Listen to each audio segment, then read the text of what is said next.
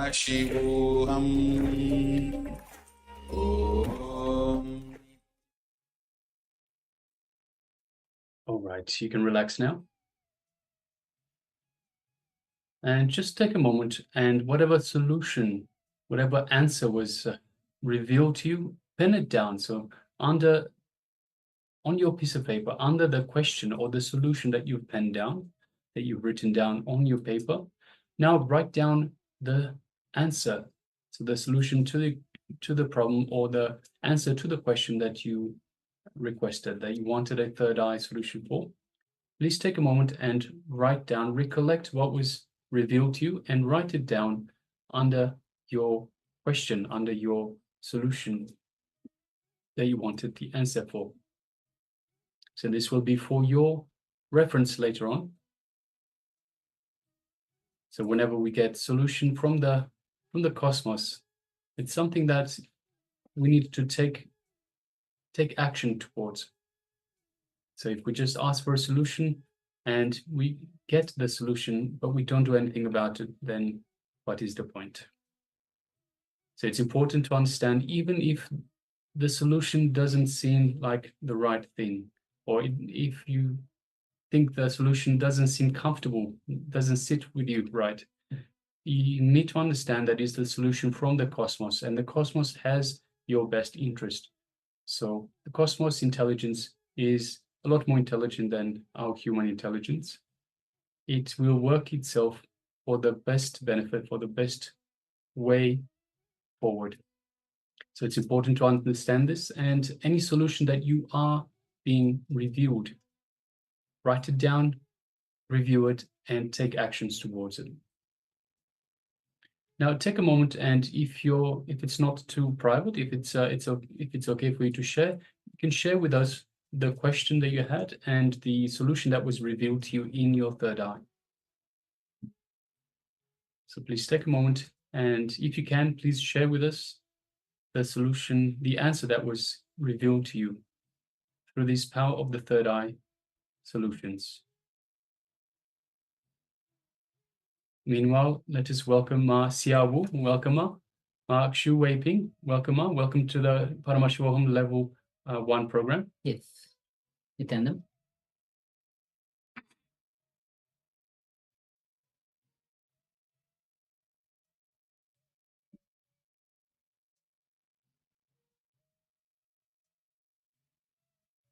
So just take a moment, and if you're unable to reveal what the question and the answer, the solution was, you can always just let us know how you experienced, what you experienced. Were you able to see the solution in your third eye? Were you able to get the knowledge, the information directly from the cosmos for the question or the solution you wanted an answer for? So just take a moment and you can share that as well.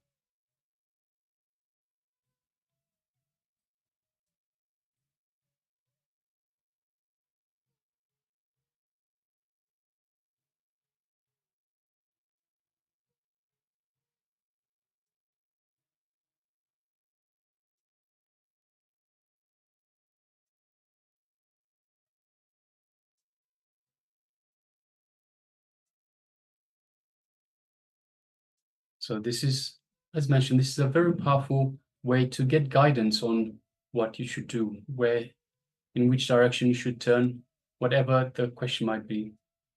So yes, we have Maha Chadashaktika that says, my question is my mother cough for a long time, how to deal with it.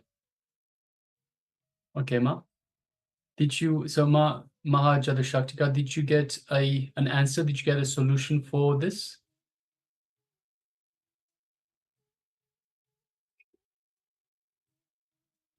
And we also have Klaus Aya that says, I didn't get a solution. That's okay, Aya. So keep trying, keep asking. Also ask Swamiji to reveal the answer in a way that you can understand, in a way that you can interpret it. So it might be that something was being shared, but you weren't able to identify it. You weren't able to understand it. So for whatever reason. So you can always ask Swamiji more questions. So if if you're not seeing something, you're not understanding, you can ask him, please show me in a way that I can understand, in a way that I can properly interpret the solution. Ma Jada Shukra says, my answer is to use turmeric haritaki. Yes, thank you beautiful. for sharing, Ma.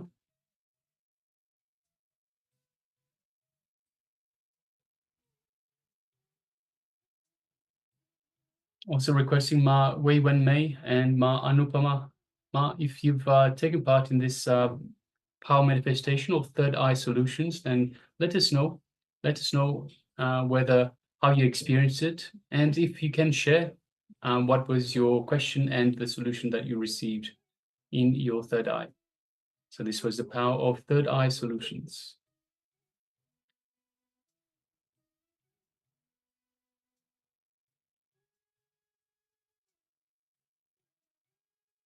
And also, if I could request, we have a number of participants that have their cameras switched off. So we have Ma Xia Wu, Ma Xu Wei Ping, Ma Sarah, Ma Amrita Vandini. Yes, thank you, Ma Xia Wu, Nityanandam. And Ma Suganyana, if I could request, please switch on your cameras and be available in the camera frame. Yes, Ma Xia Wu, welcome. Good to have you with us.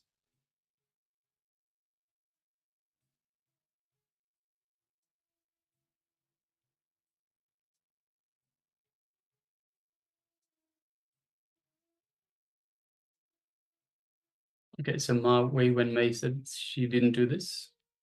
Okay, no problem. Thank you, Ma. All right. So Klaus Ayer, so you managed to like you started already doing the power manifestation. So for the previous power manifestation, you were able to identify water. You said you saw water. So the third eye is open. Continue practicing. So even if this time you didn't get a solution, continue practicing. Keep asking, and also you don't get a solution. See, there are limitations that we have within us. There are patterns that are within us. So have a look inside also. When you ask this question, when you put this question to Swamiji in your third eye, give me a solution, give me an answer to this.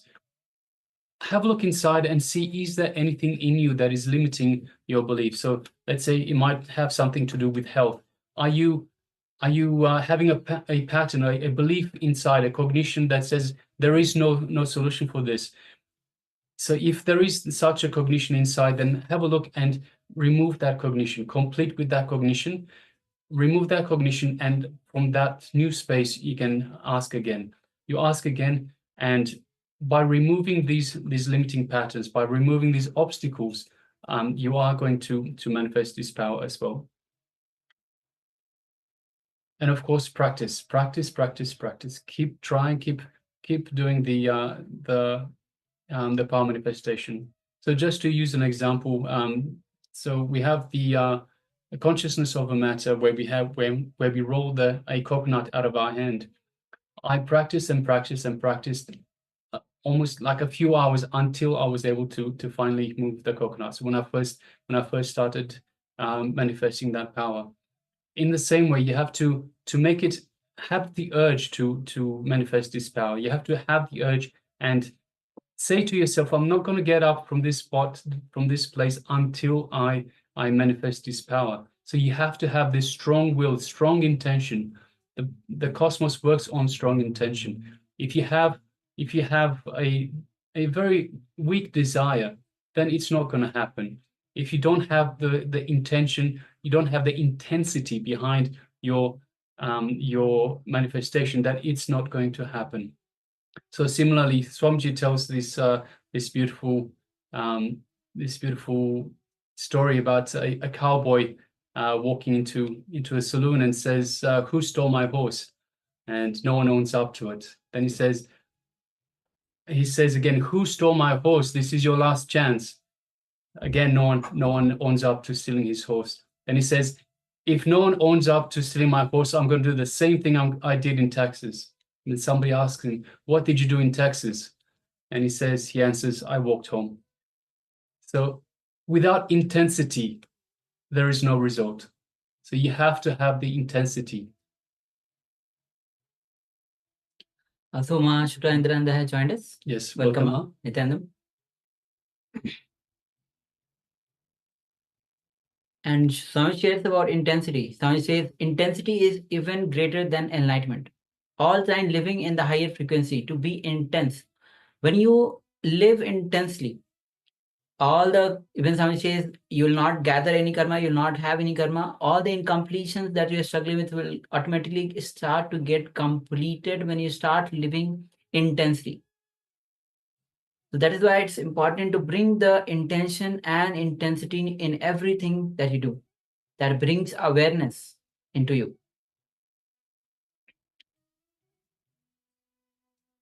All right.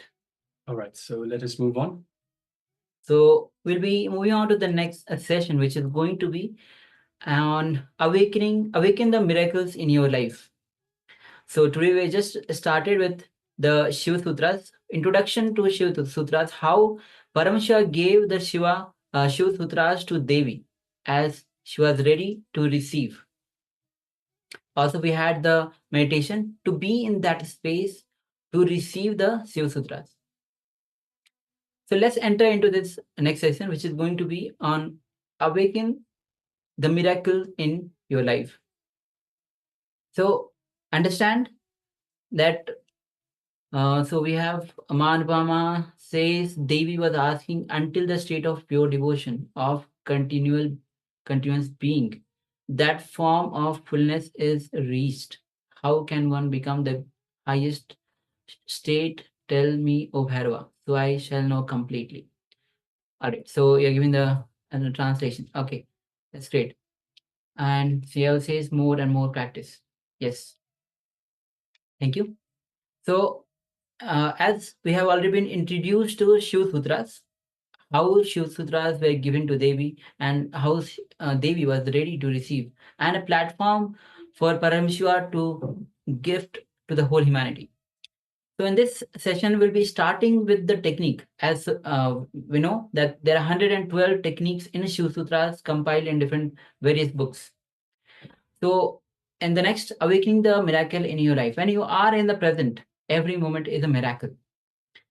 And Samaji will be starting and sharing with the Shiva Sutras. So let's enter into this Shiva Sutra. So we have Nitya Prema just joined us as well. Yes, Yes, welcome. Nityanama, welcome. All right. So let's enter into this revelation. And as we shared that Shiva Sutras only has the Brahmana part. There is no nothing related to fear, greed, or even unnecessary thing. It's just pure truth. So be in the space of that pure receptivity, passivity, and innocent mind to receive. So let's begin this session.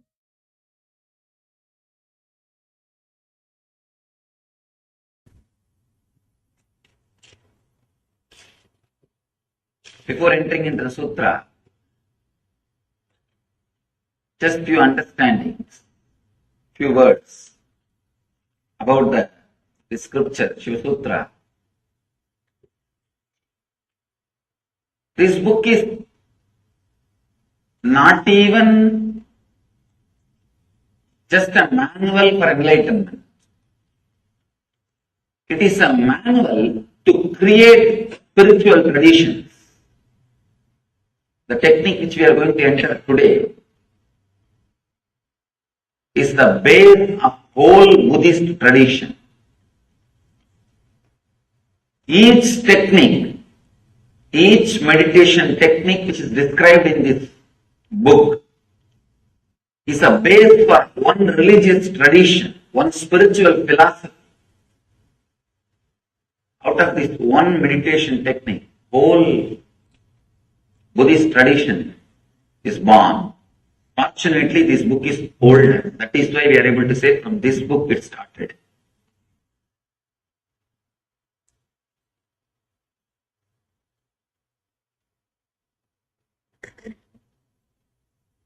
People ask, how can you keep Buddha also along with gods? Because Buddha did not accept Vedic gods. If you read deeply, Buddha never said there is no God or God does not exist. Whenever you ask the question, he just avoided. Just not to waste the time. Because whenever you say yes or no, you have enough arguments. You come and ask me, Swami, is there God? Atheism, with a decent, cultured, responsible, is straight path to enlightenment. There are many masters who led people to enlightenment through atheism. Very rational, logical, responsible.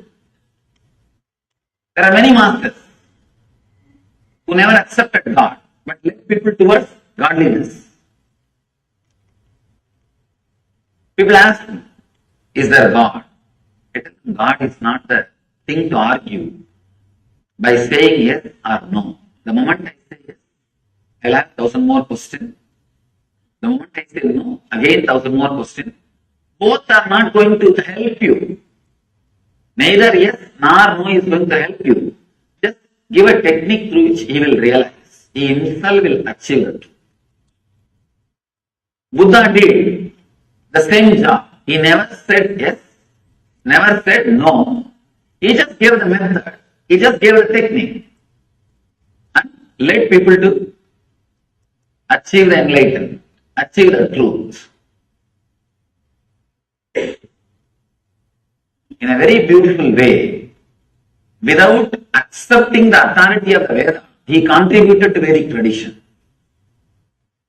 See, there will always be 50% of the people saying no for everything. See, when you say no, it feels very juicy. Saying no is really very juicy. That is why, kids, why do you think constantly kids say no for anything and everything? Because it gives them the feeling that they are grown up now.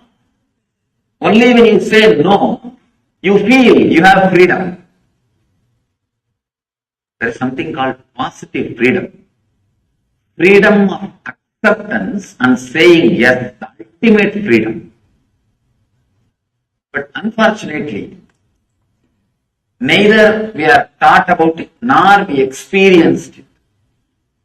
I can tell you actually, this moment you can liberate yourself. All you need to do is accept you as you are in the outer world and the inner world.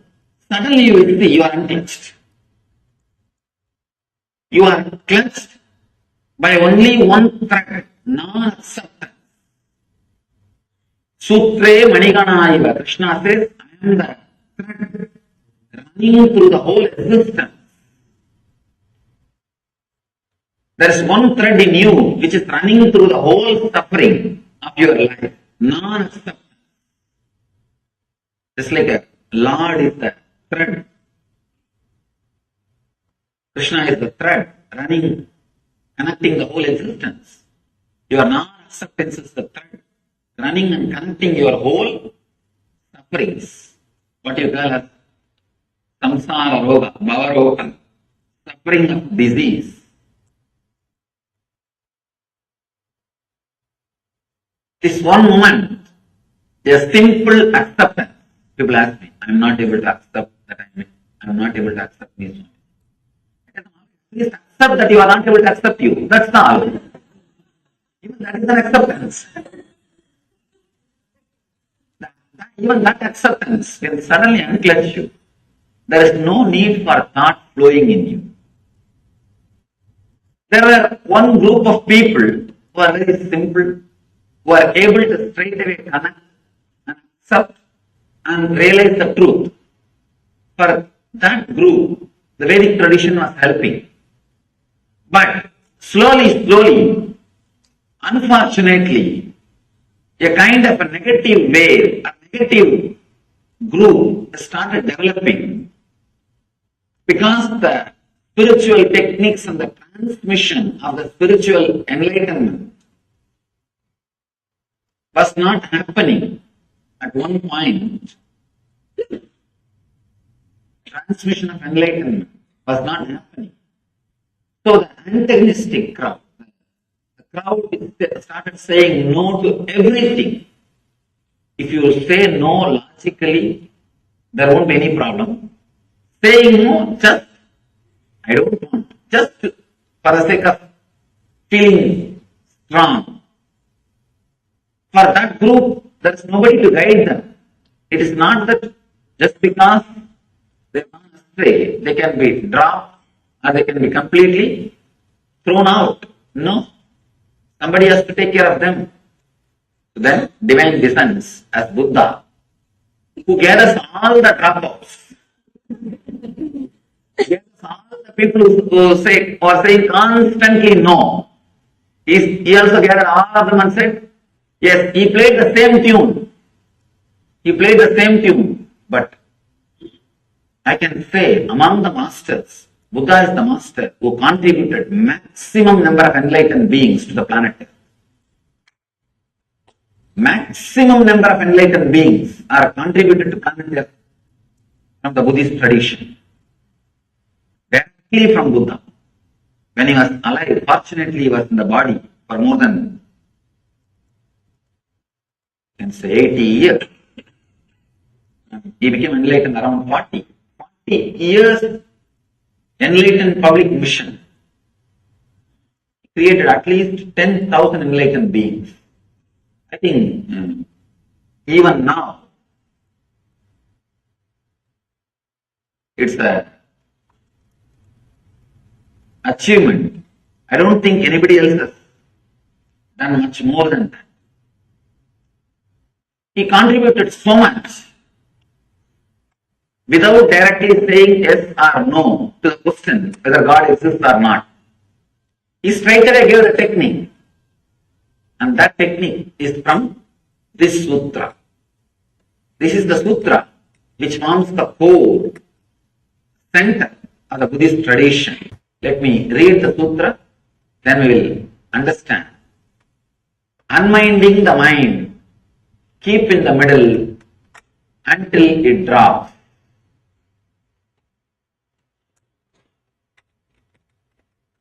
A very big problem with Shiva Sutras is it is too simple. It's too simple. Only an integrated person will be able to use these techniques. These are like a fire. Only a person who is ready will straight away explode by the touch of fire, by the touch of the Shiva Sutra. There's a beautiful Upanishad story. One disciple goes to the master and asks, Master, give me enlightenment. Just master repeats, Tattvamasi Svedagedo Tattvamasi, Tattvamasi Svedagedo Tattvamasi, that art thou, that art thou. 9 times he repeats and the disciple is enlightened. Story ends. Not 9 times, I don't know how many times I have to repeat. Why it is not happening? The reason is the Svedaketu was fully integrated, burning to receive the truth. It's a beautiful example Ramakrishna gives. The mother pearl will be waiting for the rainwater. The mother pearl makes the pearl with the rainwater. When the rainwater falls, he just carries the rainwater into his womb and goes down into the ocean. And whatever process he does on the rainwater only becomes pearl.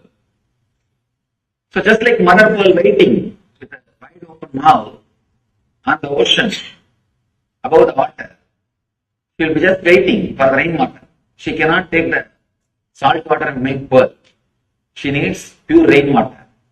The moment one drop rainwater falls on the pearl, mother pearl, immediately she will go into the ocean, deepest layer, and she will start doing the process. She will come out with the pearl. Only a person who is seeking intensely like a mother pearl for the initiation, waiting with open being. The moment master utters some words, those words straight away enters into him and he carries that word, goes and sits inside his inner space, starts doing the process, comes out with the pearl of enlightenment, opens himself with the pearl of enlightenment.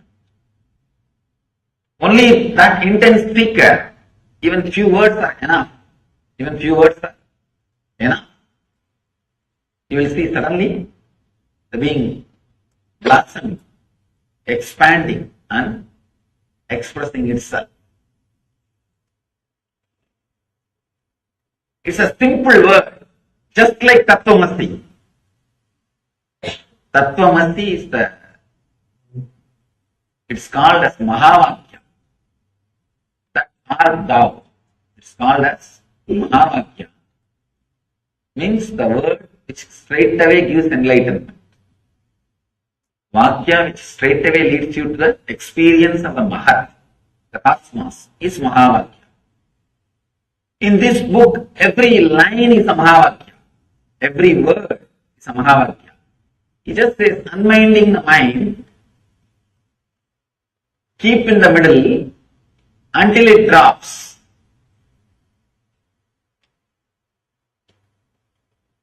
Buddha calls it as a Madhya Pantha, middle path.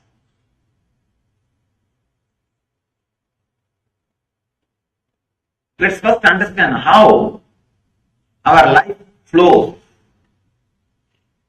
Either it flows based on the greed, non-acceptance of your present state, non-acceptance of your present state, that becomes a driving force and starts moving. That's called rajas. We call this as a rajas, restlessness.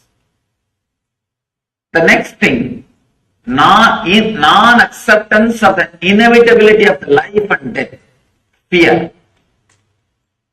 When you don't accept the present moment, you start aspiring for more, and there comes greed, rajas, restlessness. When you are not ready to accept the future moments, that becomes fear, tamas. Understand?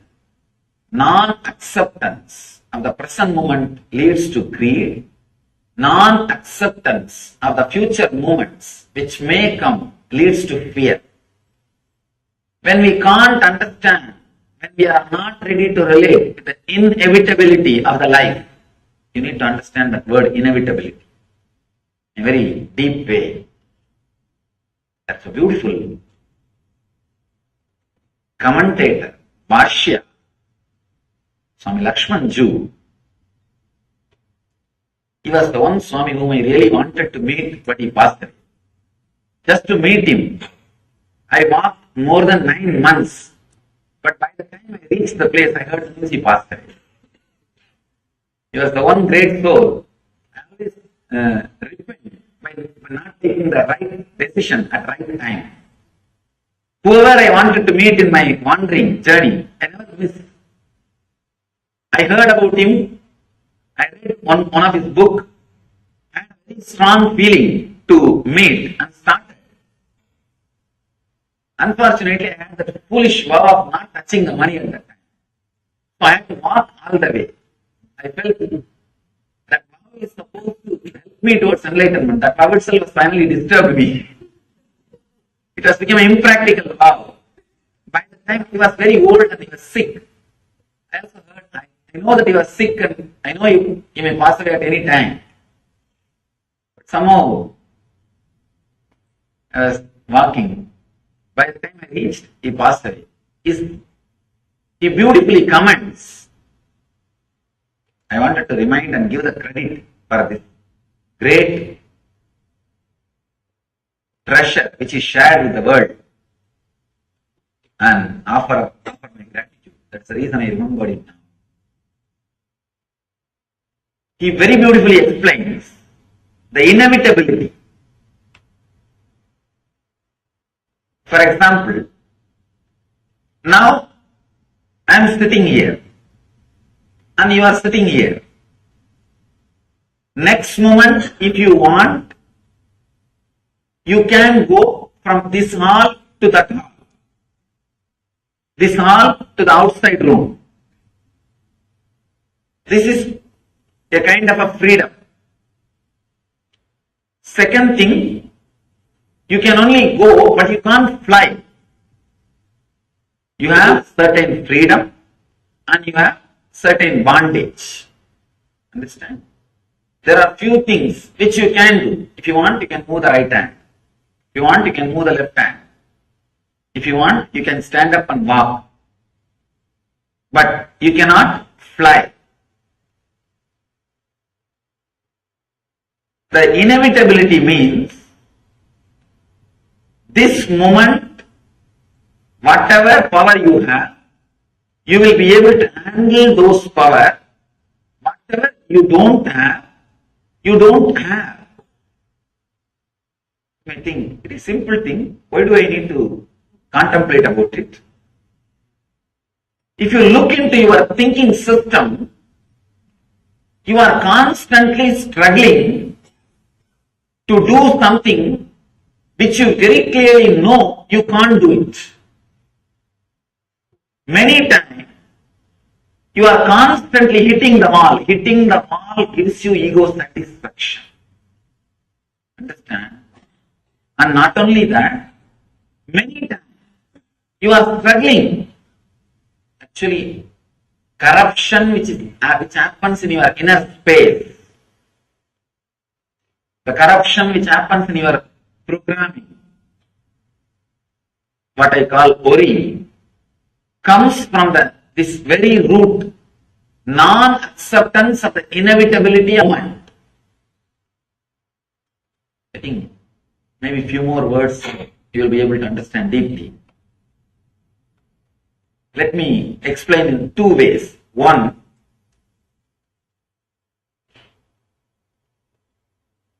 now, next moment if you want, you can go out or you can stand or you can be here. But this moment, you are already here.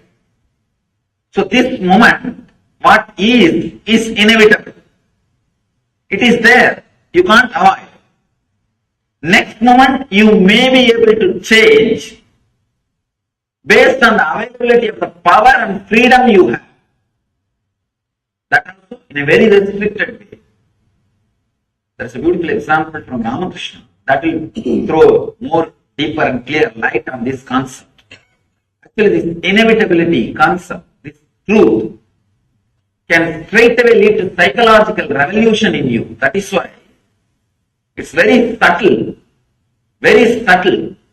But if you can put your attention and understand every line I am trying to express. Another difficulty is I read these books in Sanskrit and my internal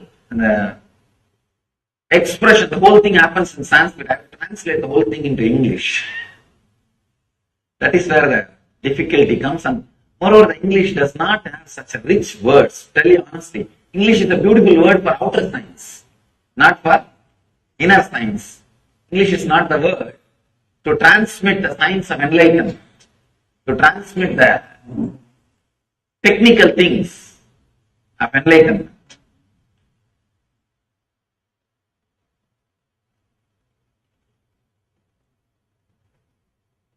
Somebody asked Ramakrishna, is everything in the life is a fate or individual freedom? Do we have individual freedom or everything is predestined? Ramakrishna says beautifully, if a cow is tied on a wall or a pole, 5 feet rope is there.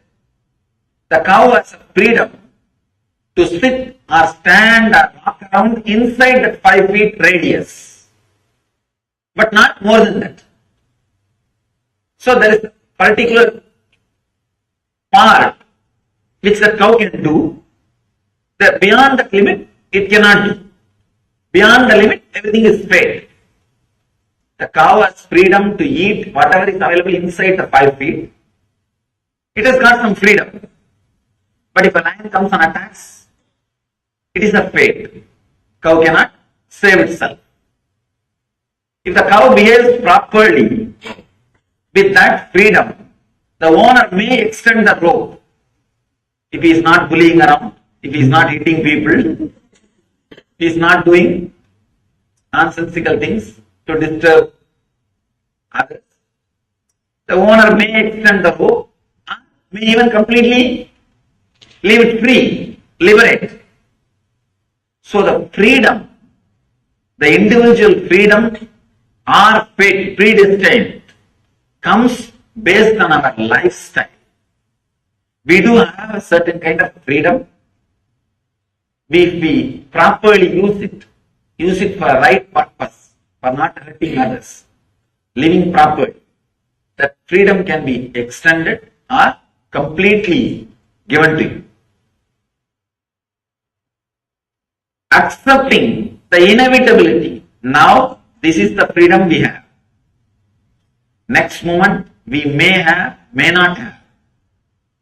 And this moment, whatever is happening, is inevitable. That is the way it is happening. You cannot bring the moment which is lost back and correct it, alter it. There is no time machine. Inevitability means accepting all these three ideas. First thing, you cannot bring things back and alter. Second thing, this moment is this moment. Nothing can be added to it. If you want, you can only add in the next moment. Third thing, even the adding in the next moment is not completely under your control.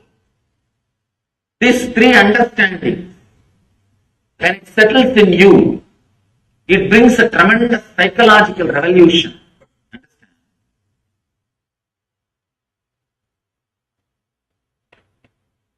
The basic thing needed for enlightenment is psychological revolution.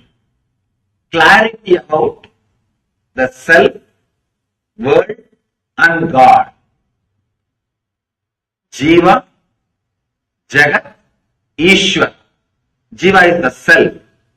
How you think, how you are driven, what is your inspiration, what makes you run in your life, what makes you move in your life, why you think, how you think. This understanding is Jiva. Then Jagat, how the clarity which happened in me or the desires and fears I feel in me, how I am going to connect it with the world. If I have some desires, how am I going to get it from the world? If I have some fears, how am I going to avoid it? Avoid those things being forced upon me by the world. That relationship is Jagat. Ishvara means the source for both. The source for individual self and the world is the Ishvara. Achieving the source. All these three is what is called enlightenment. First, having clear understanding about Jiva. Why you think, how you think. This clarity will give you the experience about Jiva. Then, how to connect with the world through your fear or through your greed. Achieving what you want to achieve or keeping away from what you don't want. This is the realization about the Ish Jagat world. The third, Ishwara, which is the source of these two, experiencing it. Actually, it's a very subtle truth, but very strong truth. Just by understanding, it can liberate you. Just a simple understanding. It can solve so many problems, so many things. The click will straight away happen just by understanding. This sutra is the Nitya Sutra. Nitya Sutra means you need to practice it eternally. Actually, anything which you need to practice eternally, you don't need to practice. All you need to do is it should become part of. It should become just It should be internalized. Anything you need to practice in particular time only, you need to put your effort and practice. Anything which is Nitya Sadhana, the eternal practice, you don't have to do anything. Understand and internalize it. Very internalizing your thinking structure, your way of behaving, the whole thing will be totally transformed. Acceptance of the inevitability of every moment happening in your life. This moment you are sitting over. Next moment, if you want, you can stand. But you cannot fly. These three statements, if it is internalized, always your step will be with a very clear idea of what you can do. It will never be too big jumping. It will never be crazy things. The big problem is, people come and ask me, suddenly Swami, everything was going well. Suddenly, my life has become a failure. Understand, failure will never be suddenly. It will never be suddenly. We always think it is suddenly because we never understood the warnings. We never looked into ourselves, what we are doing. If you don't understand what you are doing, naturally failure will be sudden. Understand, in the planet Earth, created by God, only miracles happen, never accidents happen. Problem is, when you don't have understanding and clarity, even miracles look like accidents. Miracles and accidents, actually both are same, which is not understandable by logic, which is not definable by your logic. Based on how you face it, you call it as a miracle or accident. If the same thing happens to your neighbor, it is considered as accident. If it happens to you, it is a miracle. That's all, nothing else. How you face it, how you face it, how you see it.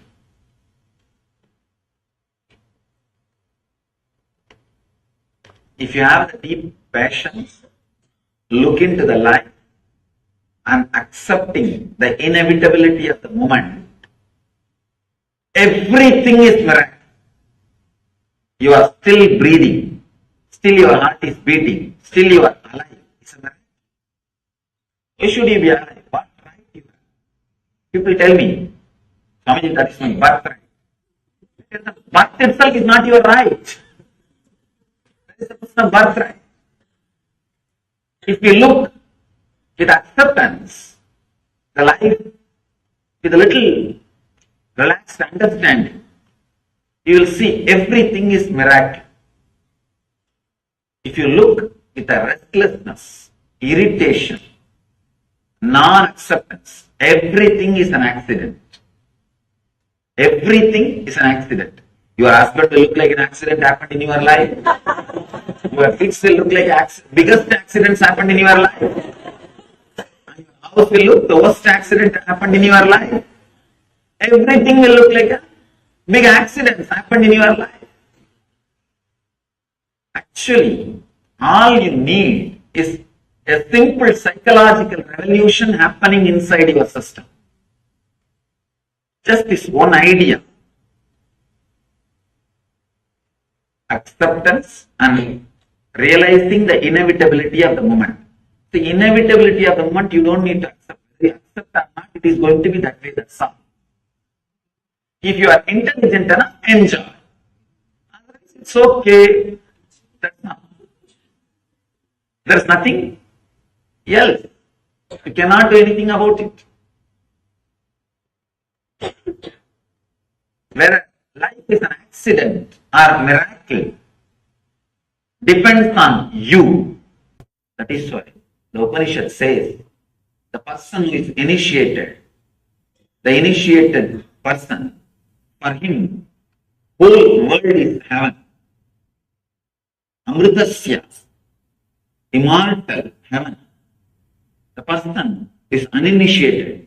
To understand the word initiation, it means not that doing some ceremony or ritual. Initiation means the click happening in you. When a master expresses the truth, the realization, if the click happens in you, suddenly you feel, oh God, right? What he says is right. I was always thinking this. He put it in the right way.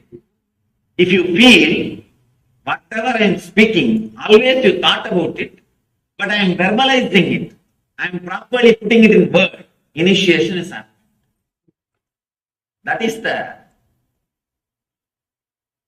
scale, whether initiation has happened or not. If the initiation happens, the whole world is heaven. If the initiation is not happening, then the whole world is hell. All you need to understand is these two qualities.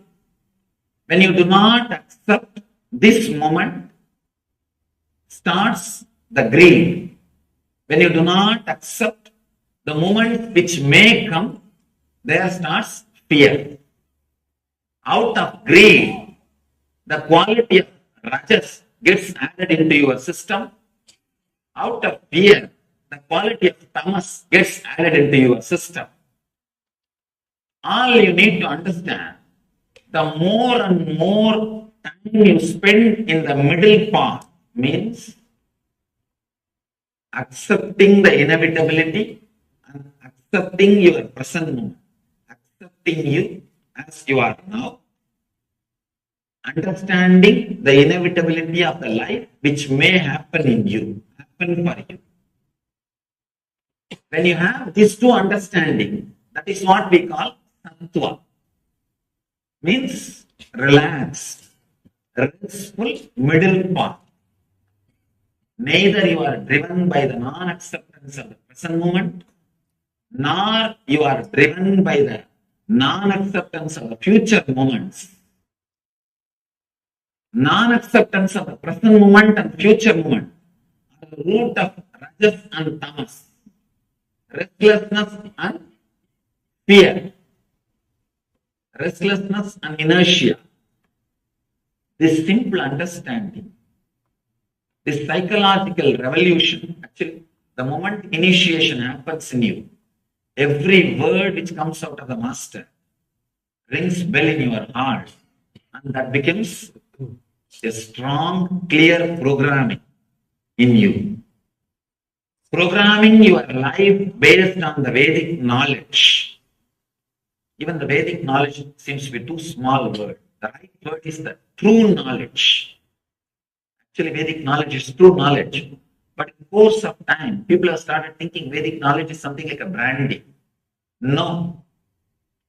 All of us need to understand the word Veda. Veda means the knowledge which comes out of your inner space when you are unclutched. When you are unclutched and relaxed, whatever research and development happens automatically inside you without you contributing or you interfering. That is Veda. If you just keep quiet, Veda will happen in you. That's all is the basic truth. When you unclutch and rest in a silence, relax in silence, a strong visualizations without verbalizations will happen in you. Those truths are only called Vedas. That's a beautiful description about who is Rishi in Sanskrit. Mantra drashta is Rishi. Understand? Not the person who heard the mantra, but the person who sees the mantra. Mantra drashta. Drashta means who sees. Means if the whole knowledge and truth will happen in you as a visualization, not as a verbalization. When you drop from verbalization, unclutch from verbalization, mantra drashta will happen. Now, we are all only Listening the mantra means like a sound, either from outside or from inside. It comes out only as a verbalization. Then you are not Rishi. Relax. Then it is not Vedas. It is not the true knowledge.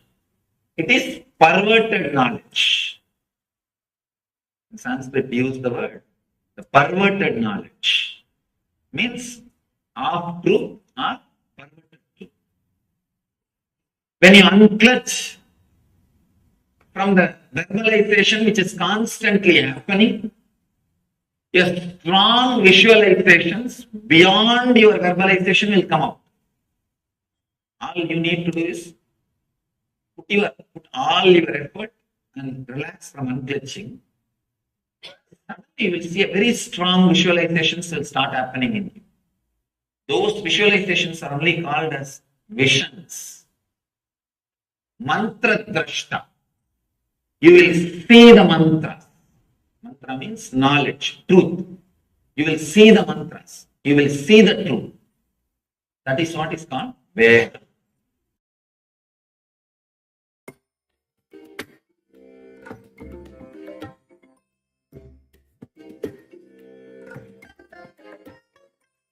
I bless you all.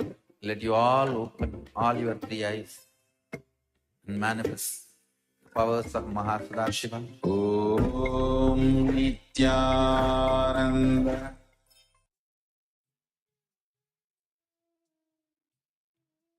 Yes. So Swami says, awakening the miracles in your life. When you accept the present moment and when you accept the future moments that's going to come, every incident, every moment is miracle in your life. And when you don't accept the present moment, from that the greed arises. And that becomes a driving force and start moving you. When you don't accept the present moment, that becomes a driving force and start moving you. And the greed starts happening in you. That is called rajas. You are in restlessness. The restlessness, the Sanskrit term we use is rajas. The rajas is out of the three gunas, rajas, tamas, and sattva. So you are in rajas, restlessness. Now, if you don't accept the inevitability of the future moments, fear arises in you, which is the inertia, which creates the inertia which is called the tamas. So, and when you accept both, every moment is a miracle in your life.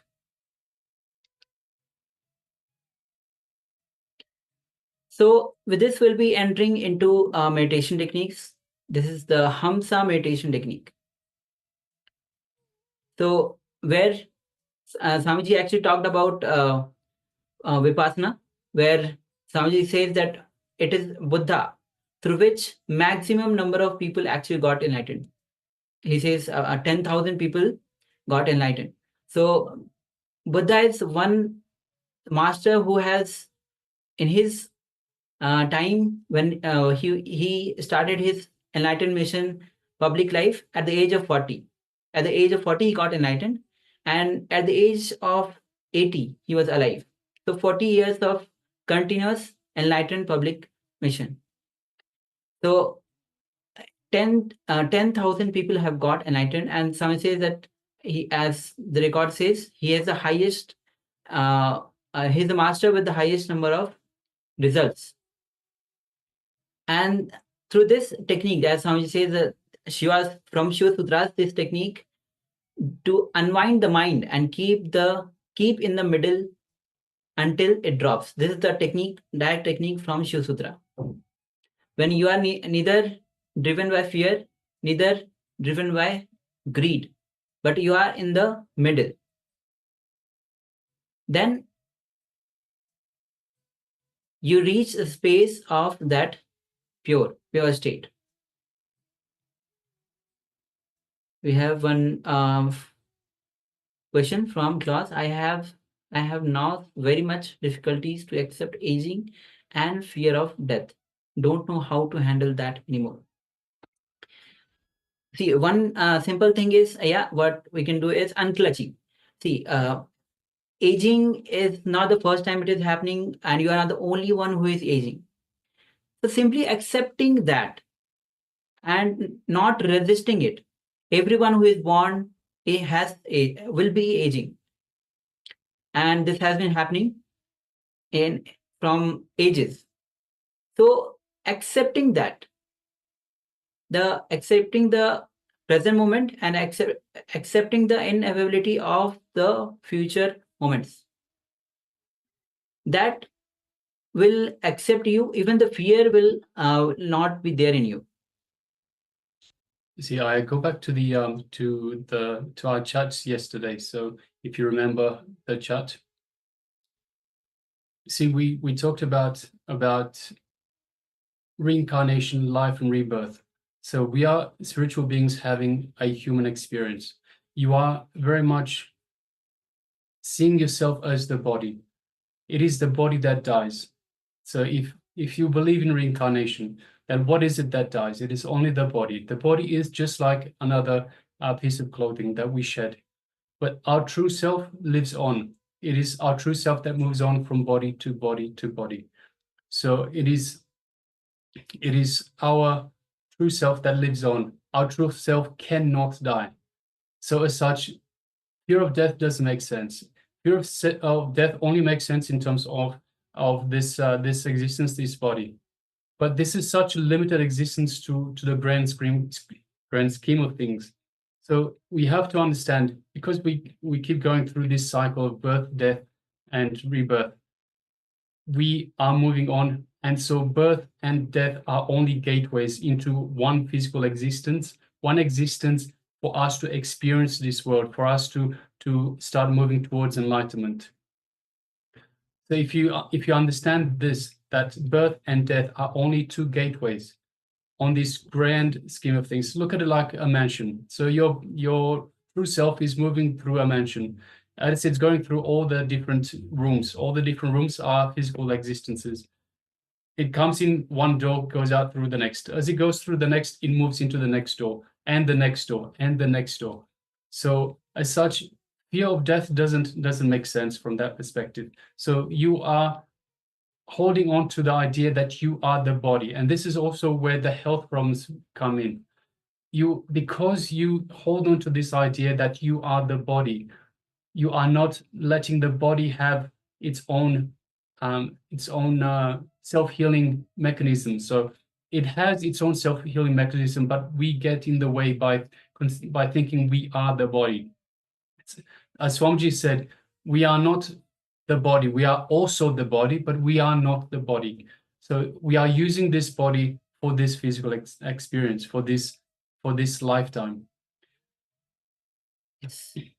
So also in this continuation of this, Buddha is okay. Yes, Buddha in his Jatka tales gives all his past lives, whatever past life he has taken, including the bird's life, animal life that he has taken, and then transition to the human life and attained the enlightenment. So this is one of the greatest revelation to all the people to understand how not only Buddha but every being takes the birth after birth until he reaches enlightenment. And again, coming back to your question, see, understand, if you accept, as Shiva Sutra itself says, unwinding the mind, keep in the middle until it drops. When you don't accept the present, when you don't accept the future moments, greed happens, fear happens in you. And when you accept that, even the fear of death will not be there. Fear of aging will not be there. When you accept, that's why Swamiji says again and again, come to the moment. When you are in the present moment, when you accept the present moment, when you accept the non-availability of the future, every moment is miracle in you. Every moment in life is miracle in you. And when you don't accept that, it will happen, it will look like an accident. So the problem is that I don't have a clear insight right now. Example, I have no experience of my lifetime. I have heard that very often. I'm not the body, I'm free, but I don't have a clear insight. How can I get this inside. Yes. See, that's what, yeah, initiation. Having that click, initiation by Bhagwan, it's very important. Having the click, that's why even the last revelation by Swamiji. When you have that click, you have that initiation, whole life will be a miracle. You will live in heaven. If that initiation has not happened, whole life will look like an accident and you'll not have that click. So even when you're doing power manifestation, you allow Paramashiva to manifest to you. You know that Paramashiva is alive and be excited that you can also manifest. Paramashiva can manifest through you also. So how you connect, where you connect, that grows. When you go on manifesting the powers, you go on taking the powerful cognition, that builds up and you allow Paramashiva to flow through you. Again, if you fall back to your older patterns, then you are strengthening your patterns. But when you fall back, you come to do and do more and more power manifestation, receive the powerful cognition, do the meditation, kriyas. You are allowing yourself to for Paramashiva to manifest through you. Then you are strengthening that connection, not to the patterns. That's how you will have the click. Even I'll one of the sharings from Swamiji's life, where he went to SSRG Swamigal. He was saying the body, I am body. You're not the body. You don't feel pain and suffering. So he experimented on himself. He just cut his thigh. Not only he has pain, he had suffering. Blood came out when he was at the age of 10. He went to hospital. He has stitches. Then when again he came back, then he asked, you said there's no pain, there's no suffering, but I had pain and suffering. He said, don't worry, your courage to have your courage to face this truth, to go behind the truth, will lead you to the truth. And he gave the simple meditation, and at the age of 12, he had his first great pause, first glimpse of enlightenment, first enlightenment experience. Yes, so having that click, initiation, is very important. All right. So you were saying that the problem is that you don't have a clear insight right now in terms of the many lifetimes. So have a look. So there's a beautiful story that Swamiji tells of. I can't remember, some old Greek philosopher who was about to be executed. I think he was forced to take poison, and they asked him, "Are you not afraid of death?" And he answered, "Well, there are two possibilities. If I die and there's nothing after this life, then there's nothing to worry about. I will no longer exist, so it won't matter. If there is life after death, then again, I don't have to worry because I will live on. So either way, what is there to be afraid of? So either if we pass and there's nothing there, there's nothing to worry about. If there is life after death, again, there's nothing to worry about." So let's look at it from this perspective. But also have a look what makes sense. Does it really make sense for everyone to have just this one lifetime? Just this one lifetime and then there's nothing else. See, we are consciousness. You understand that everything around us, the entire universe, the cosmos, is all just energy and consciousness. We are energy and consciousness. And we have this experience, this physical experience. So it's not just limited to us. There are many beings that have physical experience, but it is only the humans that have the possibility to reach enlightenment through this consciousness. So have a look at these two truths. Have a look. Does it really make sense for only one lifetime? And where do you get all this consciousness for every human that is being born? If there's only one lifetime, there are so many different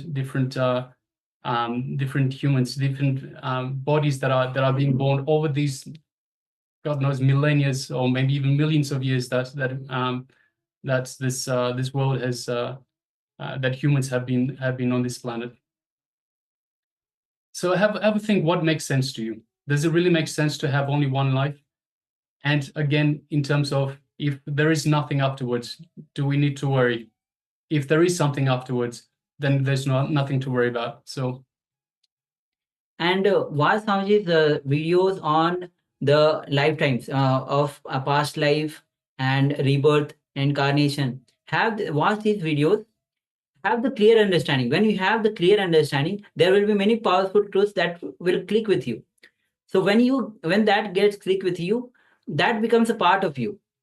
Then all the confusions that you have, the doubts that you have, or the fear, that will be taken care by the clicks that you have. So have these things in your mind and watch these videos by Swamiji. Have the powerful cognition. and also in throughout the entire world, there are so many stories of people that remember their past lives. They can go back to the minutest detail and say, okay, I was this person, this was my name, this is what I was doing, this is what I experienced in that life. So many different people that have come up and had memories of their past lives. So it's not just related to Hinduism. It's throughout the entire world. All different religions, all different nationalities. People remember their past lives. So everyone cannot be wrong.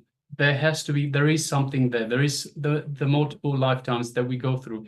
And if you have a look at the entire teachings of the Supreme Pontiff of Hinduism in terms of how we are going through this life of birth, death, and rebirth, how the karma is connected, why we come back again and again. It all makes sense. So you have a look at all these teachings and just look at the big picture, and you'll see it just fits in perfectly like that. So it just makes sense for us to have these multiple lifetimes in order to get ourselves back to the oneness, space of oneness with Paramashiva, back to the source. Yes. And also with this, I remember one story where Swamiji shares, one person goes to Ramana Maharshi and he says that I want to have the memories of past life. So Ramana Maharshi shares that, fool, it's good that you don't have these past time memories because you're not able to handle this lifetime memory itself. How you'll be able to remember that? So it's not just for you to disheartened, but to understand that even how we are able to handle the memory. Even the cosmos reveals a memory which we are able to handle. Even this lifetime memory, where most of the things, if you look at look back at your life, many things we don't even remember which has happened.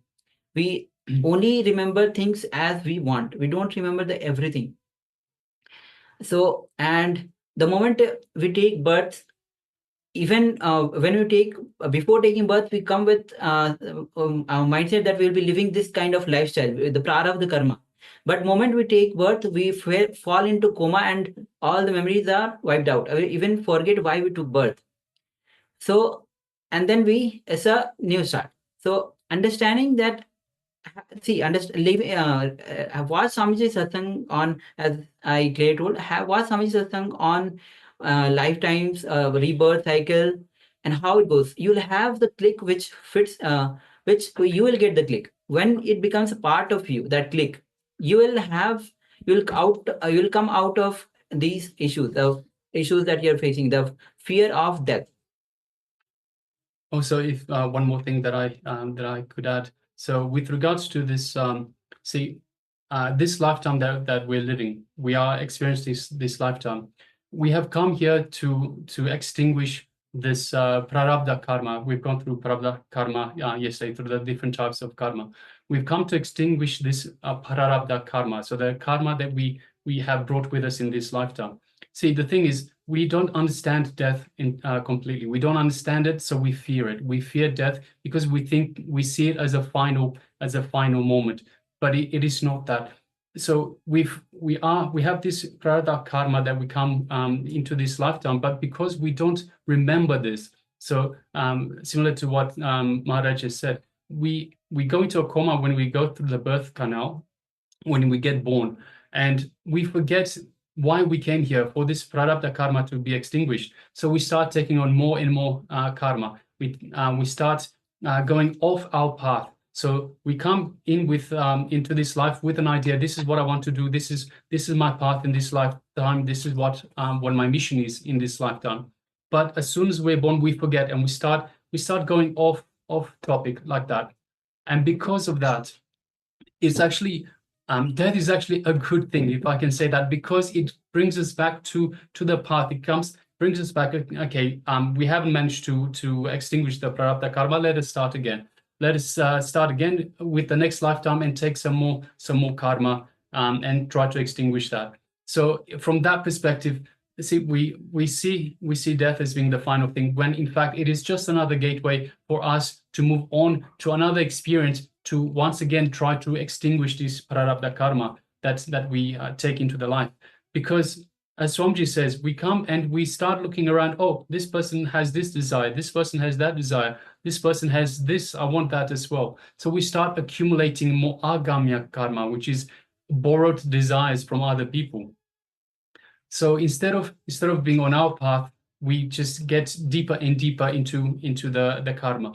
So in fact, death is a good thing. So our true self, which is our soul, can move on to the next thing, to extinguish the karma itself. So I hope that puts it a little bit more into perspective. So death is nothing to be worried about. And of course, we will be working on the fears. So later on, we'll be working on the fears that are related to, like, every type of fear, which Swamiji says most fears just boil down to the fear of death, fear of the unknown, because you don't know what's happening, because you don't have that experience. But Swamiji can take us into that experience. Swamiji has given us the death meditation, where we experience death consciously. So we don't die physically, but we experience death consciously. And when we do that, we understand that death is just a gateway, and we stop being afraid of it. So just like you're not afraid of a door, unless something happened and you got hit by a door, you're not afraid of a door. You can easily walk through that door without an issue. In the same way, birth and death are just doorways. So once we get this understanding, then the fear will just go away. Once we also go through this conscious death process, again, the fear will go away, because you will understand that even after you die, after this body dies, something still remains, something is still there, and that is your true self. That is you. That is who you are. You are not this body. So once you disassociate, you understand this, and you disassociate yourself from the idea that you are only this body, then you will stop having this fear. Claudia says, I know many people either with near death experience or awakening, and they lost the fear of death. They have very clear experience, and that is the experience I'm searching for. See, that's what Swamiji is giving. Even the death experience, meditation process we'll be having in the upcoming sessions. The whole process is to give you the experience. And also remember that intensity. Swamiji, in the very first day, Swamiji shares, give your full effort. Give your 100%. And Swami says, bring intensity in everything that you do, especially when all the meditation techniques that you, Swami says that intensity is even greater than enlightenment. So bring intensity in your being, and the experience you're searching for, that you'll be able to. Swami says that that seeking with intensity is very important. When you are intense and seeking intensely, the awakening has to happen. Yes. All right, so let us now move on to the next segment. Yes, thank you, Aya. And of course, if you have any further questions, by all means, we're happy to address them. Now let us move on to the next segment, which is the Hamsa mantra meditation. Yes, so this is a very important meditation, because it's based on sound. When you are breathing, bring a awareness to the breathing, and the word Hamsa will be chanted along with the breathing. So let's enter into this meditation. And Claudia, do this meditation intensely, and not in Claudia. It's for everybody. Intense. Swami says for all of us. Bring intensity in whatever we do. So let's enter into this meditation with intensity.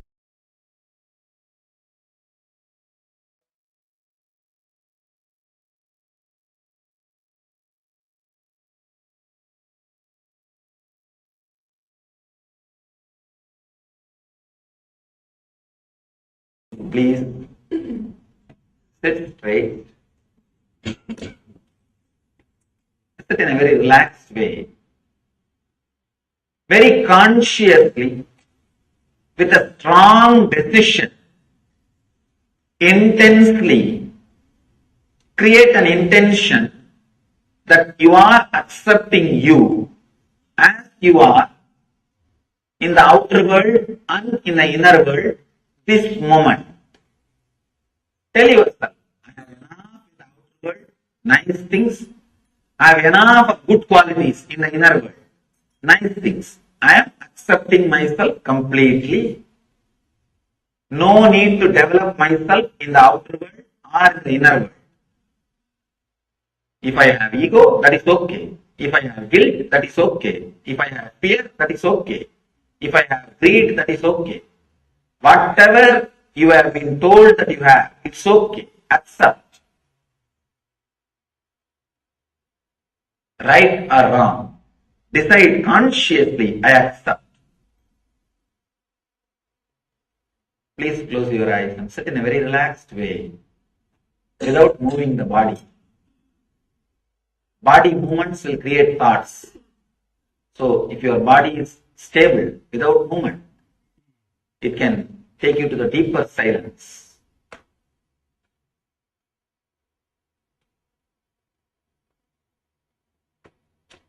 Whatever objection your mind raises, no, I can't accept me, I can't accept this, at least accept that. Accept that also.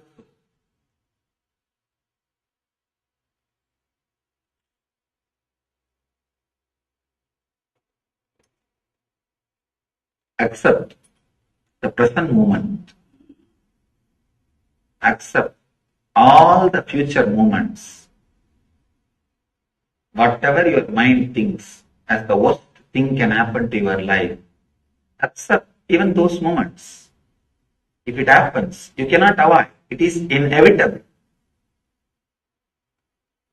Understand the inevitability and accept.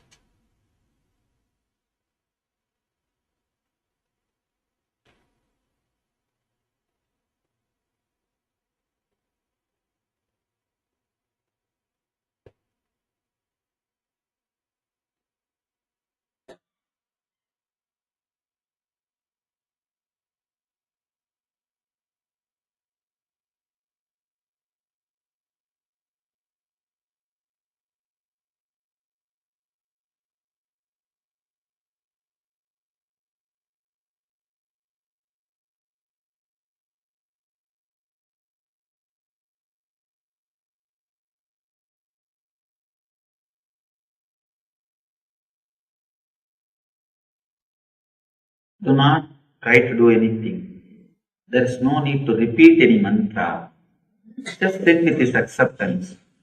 Automatically you will see your breathing flows with the deep sound of the hum sound.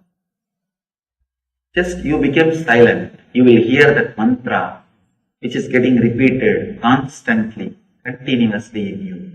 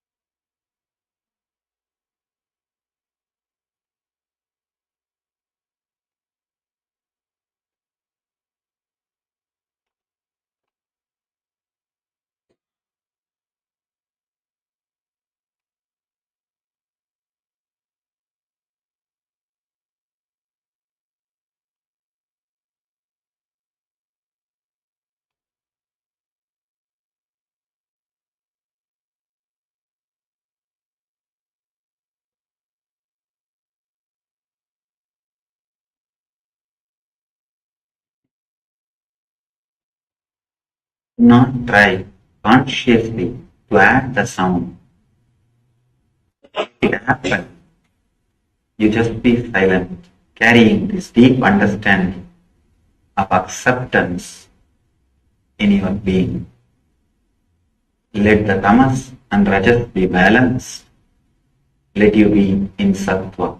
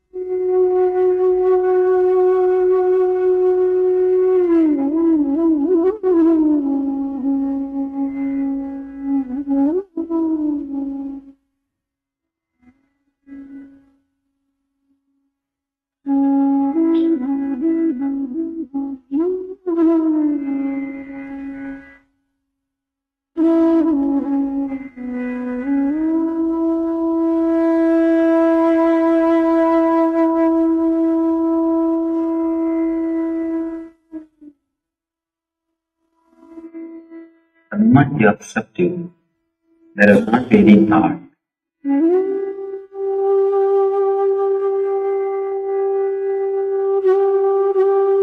Whatever you saw, come down, drop it, and accept.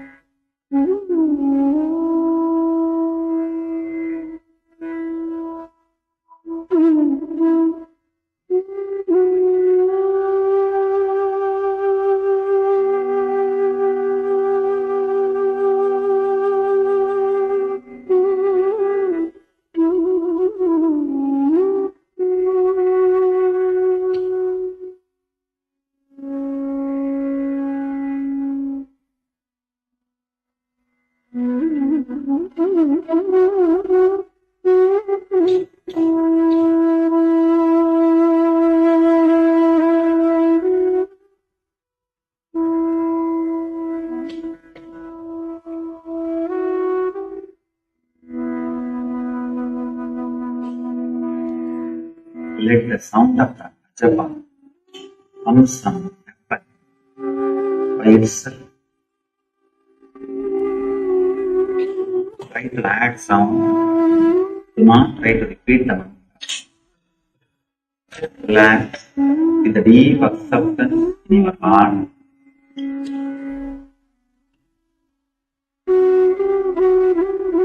Let the mantra happen in you.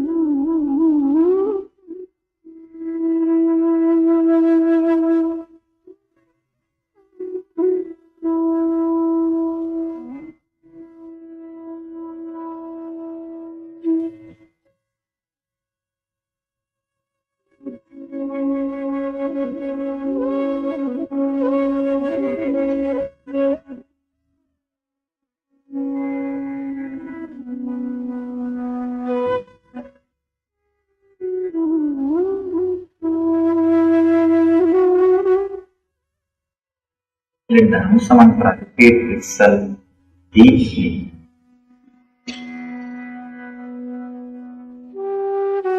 You lost the connection, come back. Again sit with a deep acceptance.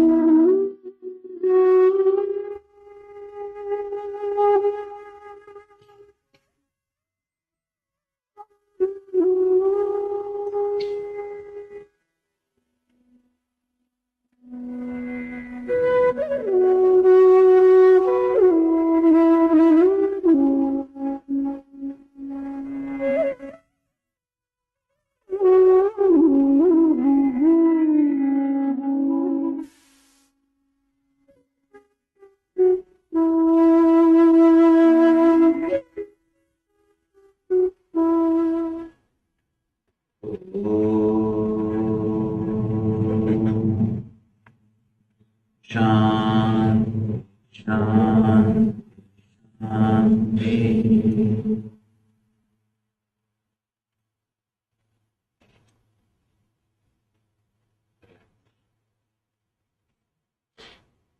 Try continuously. Actually, this technique is not supposed to be done in a particular time.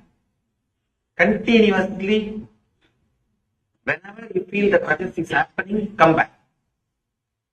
Even otherwise, come back and be in that middle path, Madhya Pantha, in the Sattva.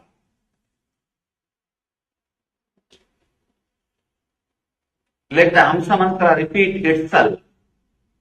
Because you are talking constantly inside yourself. The Hamsa mantra is never heard by you. If you relax from talking, inner chattering, by the acceptance, the Hamsa mantra will be heard by you. Again and again come back and be in the Hamsa mantra, japa japa, the middle path, the Sattva, center. Suddenly you will see, as I was telling, this brahmachari's counter. First day you may need 100 times to come back. Within few weeks, it will become 10 times. Within 3 months, you will see. You don't need to come back at all. Constantly the ajapa, the Hamsa mantra is happening in you. You are centered in Sattva, but you are able to do all your activity. Your profession, your business, your relationships, your life, and you will be able to manage everything. But you are centered on ajapa. You are centered on Sattva. That is what I call living enlightenment. That is what I call Jivan Mukti. Means even while you are living, you are liberated.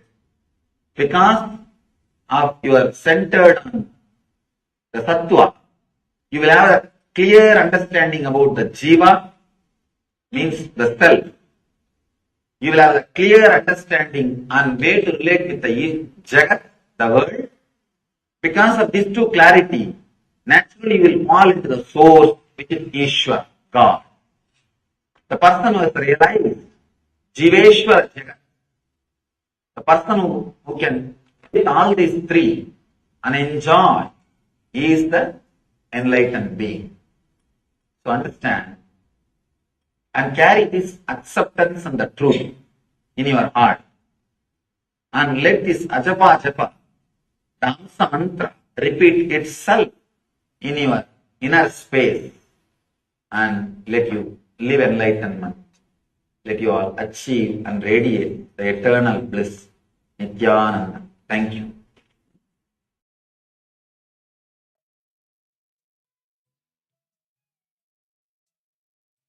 Yes, because we continuously go on talking, because of our inner chatter, we don't hear the Hamsa mantra.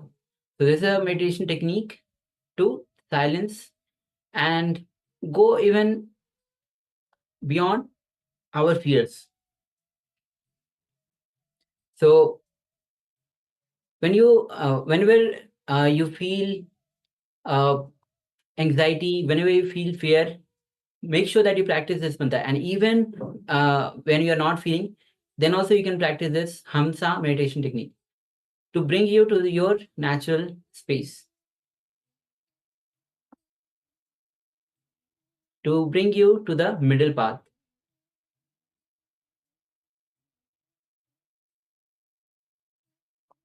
All right, so let us now move on to the next segment, which is once again the power manifestation. And today we are manifesting the power of third eye solutions.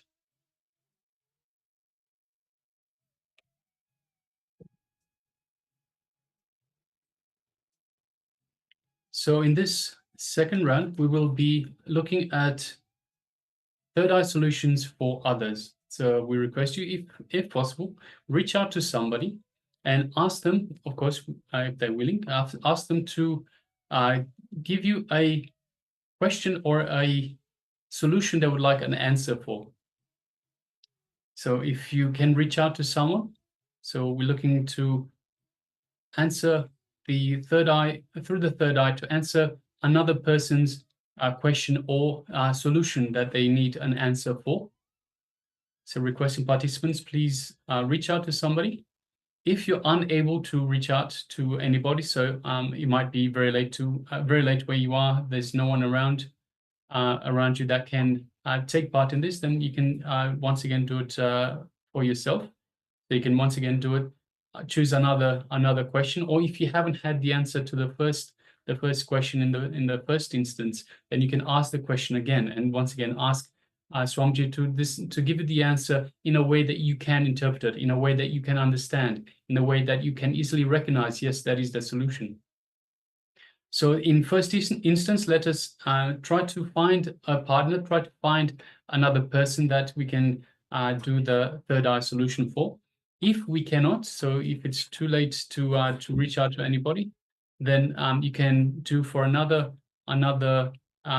question that you might have. So let us now sit comfortably with the, let's reach out to that second person first. Once you have got that second person and you have got the question or the solution that they want an answer for written down, so we request once again, write down the question or the solution that either yourself or the person, this other person wants answered. Then let us know by way of thumbs up. So give us a thumbs up when you're ready to go. Yes, Klaus Aya. Thank you, Aya. And also requesting Ma Sarah, Juvi Ping, Ma Sugagyana, Ma Wave and me, please be available in the camera. Switch on your cameras.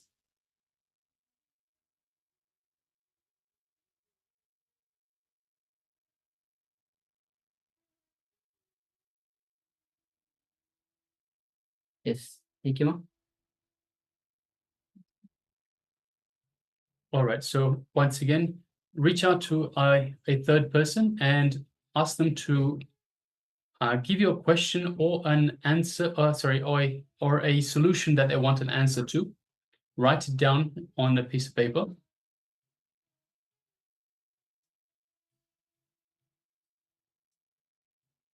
And once you've done that, let us sit comfortably with the head, neck, and spine in a straight line.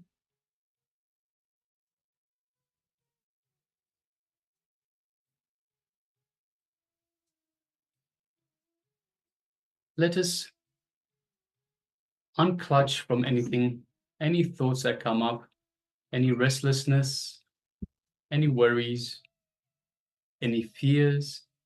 Let us just unclutch. Just understand your mind will throw worries, fears, restlessness, random thoughts, just random fish jumping in the ocean of your consciousness. Just be a witness. Don't get involved, just witness. Unclutching again and again and again. So let us just unclutch from everything, inside and out. Just unclutch.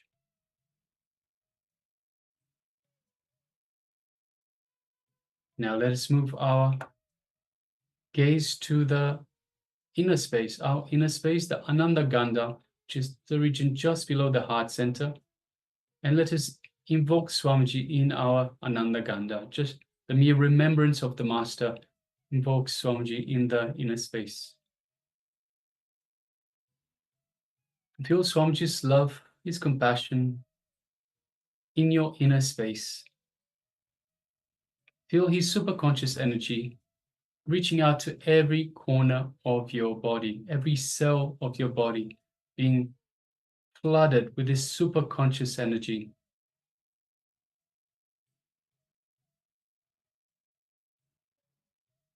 Feel every cell of your body feeling alive, rejuvenated.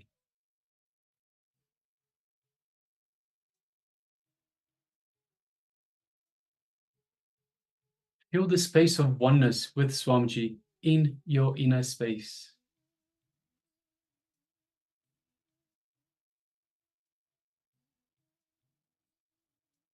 Now let us move our gaze gently to the third eye and visualize Swamiji's third eye in your third eye. And as you look through into Swamiji's third eye, create a cord of energy, a connection to Swamiji's third eye. Feeling your third eye buzzing with energy, being awakened, being energized.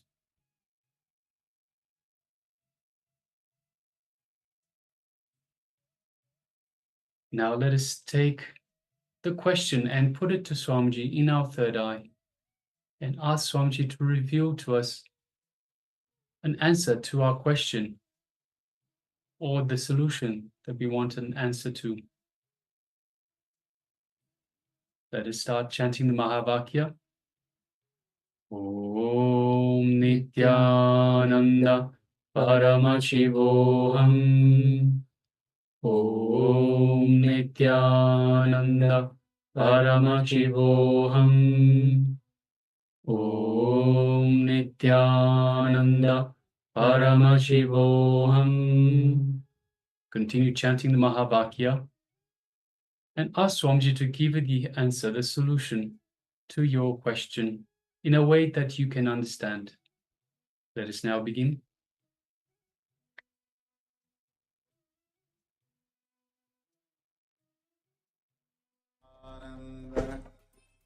Paramashivoham. Om Nityananda Paramashivoham. Om Nityananda Paramashivoham. Om Nityananda Paramashivoham. Om Nityananda Paramashivoham. Om Nityananda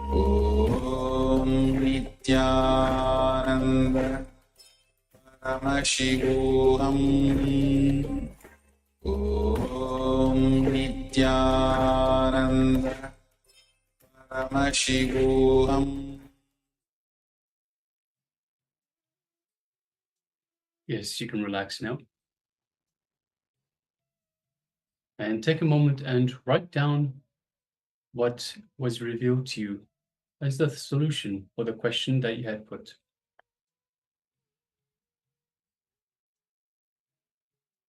And the solution will come as a flash of information, a flash of an image. It could be in many different ways. So it could be an image, a detailed image of how something would work, or it could be just out of nowhere a piece of information that's suddenly in your mind. It's something that you just know what it is and how it works. It could be in so many different ways. So anything that you experience during this power manifestation, do write it down. It could be, don't think anything is insignificant. So pay attention to every single detail, because every single detail could be the key. Any detail could be the key.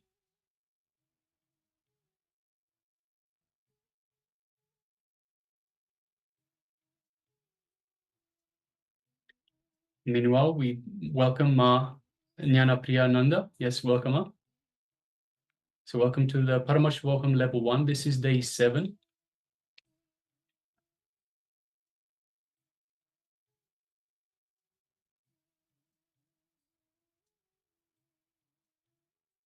All right, so Ma Jnana Priyananda, we're just in the middle of a power manifestation segment.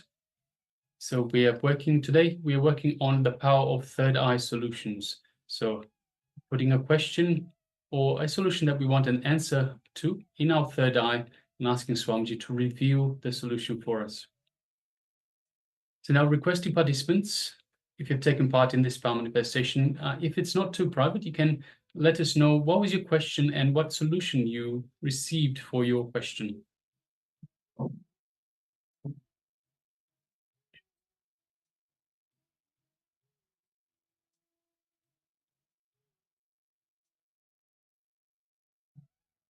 So please take a moment. So requesting Ma Shukra Ma Wei Wenmei, Klaus Aya, Ma Anupama Ma Sarah, Ma Shu Weiping. So if you're there and you've taken part in this power manifestation, also Ma Mahajada Shaktika, if you took part in this power manifestation, then let us know what was revealed to you. If it's not too private, if it's okay to share, let us know what your question was and what was revealed to you in your third eye as the third eye solution to your question or your solution that you wanted answered.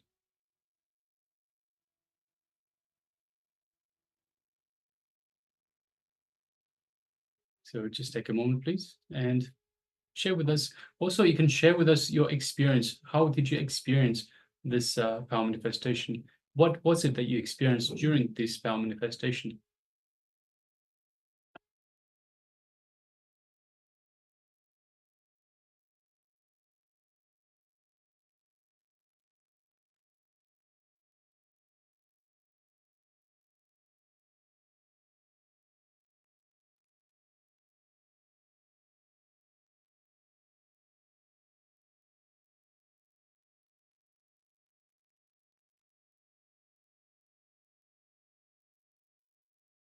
Oh, so if you're still sharing, you can still go ahead and share. Meanwhile, we'll prepare to move on to the next segment in our program today, which is once again a revelation by the Supreme Pontiff of Hinduism on how to elevate your consciousness through the power of sound. And after this revelations, Swamiji will be explaining in detail about how to elevate your consciousness through the power of sound, and after that we'll be entering into the meditation, and through the power of Omkara, elevate your consciousness. So first, let's enter into this revelation with Swamiji.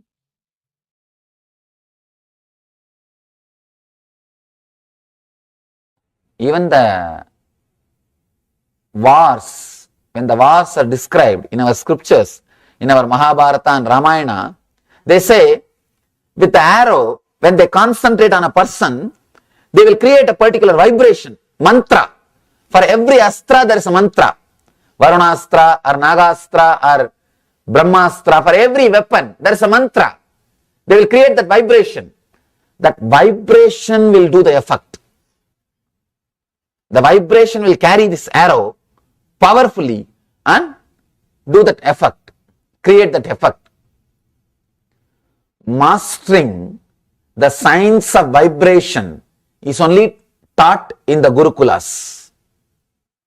In the Gurukulas, kids, when they are learning under the enlightened masters, you see, to become a master of archery, you don't need to go to an enlightened being. To become a master of killing others, you don't need to go to an enlightened being. But in those days, even archery, even fighting with a sword, all the martial arts, everything is taught by an enlightened being. Why? Because it is not just physical. Something more than physical was involved. That is why they went to Dronacharya. They went to Kripacharya, who are enlightened beings, who are able to handle the power of vibrations, who knows the technique, method to handle the power of vibration, who can teach students to handle the power properly and to use that science of sound. Understand? 20 years ago, if somebody tells you, if somebody would have told you that if you just type few words in the computer, you can get to know about anything you want in the world, nobody would have believed. But today you can do it. Just type any word and search in the net. Anything. You name it, you have it. Anything. 20 years ago, nobody would have imagined this is possible. But today, it is possible. Understand? Same way, just because we are not seeing few things, never think it never existed. Just like a computer passwords. Computer passwords are our olden days mantras. Those days mantras are just like computer passwords. If you now just type anything in the search in the internet, you will get the whole information. You will be able to do so much. Same way, those days our masters had passwords. Passwords for particular vibration, to handle particular thought, to handle particular sound. Those passwords are only called as mantras. They are only called as mantras. Why? Why we lost it? Why Durvasa is able to curse somebody? Why Vishwamitra is able to curse somebody? Why Vasishta is able to bless somebody? Why we are not able to? Vishwamitra was just like us. Durvasa was just like us. But how they are able to use the power of sound and use the power of vibration? Why we are not able to use? Understand, this is an important question. If you know the answer for this question, you can work on the Shiva Sutra. Now Shiva is giving technique, solution just for this question. He is answering just this single question. Why Vishwamitra or Durvasa were able to use the power of vibration? Why we are not able to use? Understand, the answer is cerebral layer. Let me explain that word. Please understand. Let me explain how we are corrupted even in our lust, how we are corrupted even in our anger. Even in our anger, we are not pure. We are not authentic. Even in our lust, we are not pure. We are not authentic. if Vishwamitra is angry, if Durvasa is angry, he will not sit and calculate whether the guy in front of me is my boss or subordinate. You will calculate. Understand? When you become angry, one part of you is still able to manage the calculation. He is my boss, too much is at risk, please relax. But Durvasa is not calculating. Durvasa doesn't know how to calculate. He is just fire. Authentic anger. I tell you, I am not telling you to shout at everybody or be violent at everybody. No. I am saying, integrate your anger, be authentic. Suddenly you will see anger leaves you. Lust leaves you. Somebody came to me and asked, Swamiji, I am addicted to smoking. I don't know what to do. Few days ago, I read a book and then dropped. I asked him, did you drop the smoking? No, I dropped reading books like that, which are confusing. Please do something. I told him, do one thing. First tell me, how did you start? He told me, when I was 15 or 16, I was standing in a shop with my friend. My friend was smoking. From a distance, my father saw, he misunderstood. He mistook that I am only smoking. The smoke was coming from me. So when I went back to home, he was shouting and he started beating me. In India, kids will be beaten. He was beating me. I thought, oh fellow, you already punished me. Then why not smoke? I already received the punishment. Then why not start smoking? Just my anger towards him, I started smoking. And I felt I became a man when I say no to my father. The same problem you all will be facing in your house. When they say no to you, they feel that they have become independent. They are now man. They are now adults. They can think on their own. It is just the desire for freedom comes out as big no. Anything you say, all they know is no. Anything you try. See, to do some work, there are three ways. One, do it by yourself, or hire somebody to do, or tell your kids not to do. It will be done. Just anything, straight no. Because they feel strong when they say no to you. When they say no, their ego is feeling very strong. It's the nature. So I asked him, your anger towards your father only started this habit. First work on that anger. First be really authentic, integrate.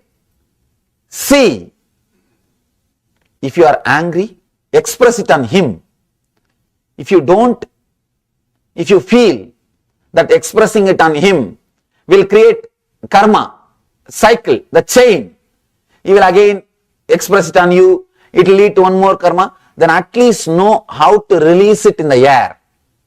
That's what we call releasing the samskaras, karma dahana. In Yoga Sutra, we have a technique, we have a method. If you can't express the anger on the other person, if you feel the cycle or the karma chakra will be created. Karma chakra means what? You will shout and she will beat and you will again shout, and it's just a routine. It will only get developed. If you feel that will happen, then at least release it in the air. But be authentic in your anger.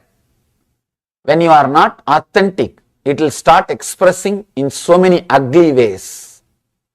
Understand? Anything, whether it is anger, guilt, lust, or pain, or fear, if you are not authentic with that emotion, with that energy, it will express it in a very perverted way. Very perverted way. All perversions, all mental disorders are just perverted or cerebral expressions, are disturbed, distorted expressions of these emotions. Understand? These emotions are power, energy to your being. You can see when you become angry, how energetic you become. Your whole body is alive. Every cell is just living. Your whole energy is alive. When you are filled with lust, you can see, when you are filled with lust, the fear won't be there. You won't have fear. No fear will be there. That is why, even knowing the laws of the country, people commit mistakes. They know the laws of the country, the laws of the society, they know everything. But fear will not have place when you are filled with lust. Because the lust is power, energy. If you are authentic with that energy, the energy will liberate you. Understand? The energy will liberate you. Because all these energies, the lust is Muladhara chakra, the base energy. Fear is second, Swadhisthana chakra. Worry, constantly brooding over, guilt is Manipura, third chakra. Each of these energies are base material for your energy centers. Each of these energies are worshipped as gods in our tradition. Understand? Each of these chakras are worshipped as gods in our tradition. Because the authentic energy, if you are authentic with your lust, you will be liberated. If you are authentic with your fear, you will be liberated. With any emotion, if you are authentic, you will be liberated. The main problem with us, we are not authentic with anything, constantly calculating. With any emotion, before expressing, you start calculating the after effects and side effects. If the after effect is going to be too serious, you just suppress it. If it is not going to be serious, you shout too much. I have seen. Same mistake. Who does? That only decides the punishment. Who does decides. Please understand. Everything else is a story. No, I am equal to all. That and all. You can tell for others, not for yourself. At least with yourself, be authentic. Integrate. One more thing. Person who never looks into his problems. Person who constantly believes he is integrated. Person who thinks I am okay. Person who is not ready to look into his problem will never be able to achieve the truth. Authenticity. See one thing, at least you should know the accounts properly. At least you should know the accounts properly. To others you can tell stories. To others you tell stories, no problem. I have this, I am that.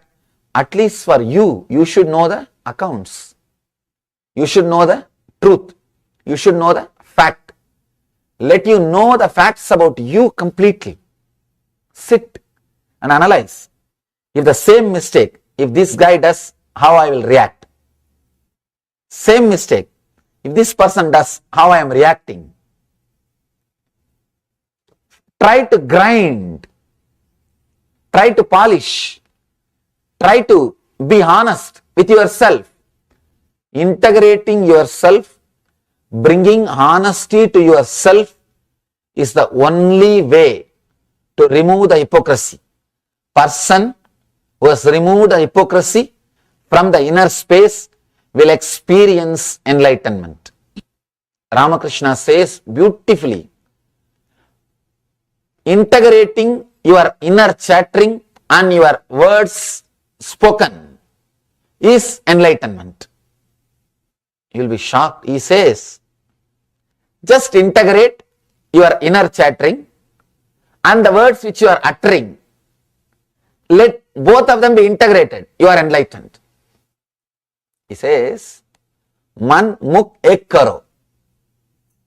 The mind and the words, inner chattering and the words, if they are connected, you are liberated. I tell you, to live in a body in which the inner chattering and the words are connected is heaven. Is heaven. No other pleasure can show you that ecstasy like living in a body where this inner chattering and the verbal words, which or spoken words, are integrated. It is just pure ecstasy. It's a pure ecstasy. Living inside, it feels so good. Constant ecstasy. That's what I call Nithyananda. If you can live inside a body in which the inner chattering and the spoken words are integrated, they are in tune, suddenly you will see you are living inside a hollow bamboo. You are living with such a vast inner space. As and now, you feel constantly suffocated. That is why you can't sit with yourself. Sometime, actually, I had a 1 week vacation just before coming to Ohio. 1 week vacation means no work, no program. Some of the situation was such that I was not able to continue my regular programs. 1 week. You will be surprised to know, not even 1 week, 9 days. I sat in my room, did not come out of the room 9 days. No TV. No TV, no music, no iPad, no video, nothing. No entertainment things. Just I sat, 9 days I did not come out. People who are taking care of me, the ashramites who are traveling with me, they said, Swamiji, let's go and have fresh air here and let's go here, let's go there. I said, no, I don't feel like. 9 days, you see, it is not that I felt like going out and I controlled myself. I don't have to. I don't have to. If I think, simply I can go out and go around and do sightseeing and everything. There was no other routine, no other work. But I didn't feel like. Morning I'll get up, just sit and maybe 1 or 2 meals in a day and then just sit and relax. Even people who lived around me were shocked because they have never seen me sitting in one place for 9 days. 9 days I did not come out of the room. Full 9 days. They were asking, what is this, Swamiji? Why? I said, just I don't feel like. Understand, you can sit with yourself only if your mind and words are integrated. Only if you have enough inner space. We were in the Vancouver, Canada, and there is so much of skiing, snow, everything is going on around. They were saying, Swamiji, let's go here, let's go there. I said, no, nothing is there. What is there? I am completely comfortable with myself. I can sit with myself for hours. I don't need anything to entertain me. We need so much of entertainment because we can't sit with ourselves. Suffocation. Understand? If you can't sit with yourself, your inner chattering and the spoken words are not integrated. You can't experience power of sound. The basic quality to experience power of sound, power of vibration, you must be able to sit with yourself, doing nothing. People are shocked. They ask me, how can you just sit? I say, what is there? How can you not just sit? Human beings have lost one big dimension of the life. If you can't sit with yourself, be very clear, you have lost one major dimension of your life. Person who is born blind, he can't understand what he is missing. You can't explain to him. Person who is blind from birth, can you explain to him what he is missing? Even if you try to explain, he will only misunderstand. A small story. One blind guy, born from birth, blind from birth. One friend came to him and said, my child died. He asked, why? Why did your child die? No, we gave little milk, and that milk, because of that milk, he died. Milk means what? No, it will be white, liquid. White means, don't you know? It's like a bird, it's like a crane. Crane means what? How it will be? Oh, he just put the hand to explain and told that blind friend, touch and feel, like this only it will be there. Crane. Then the friend felt the hand and said, such big thing, if you give it to child, it will die only. How can it swallow?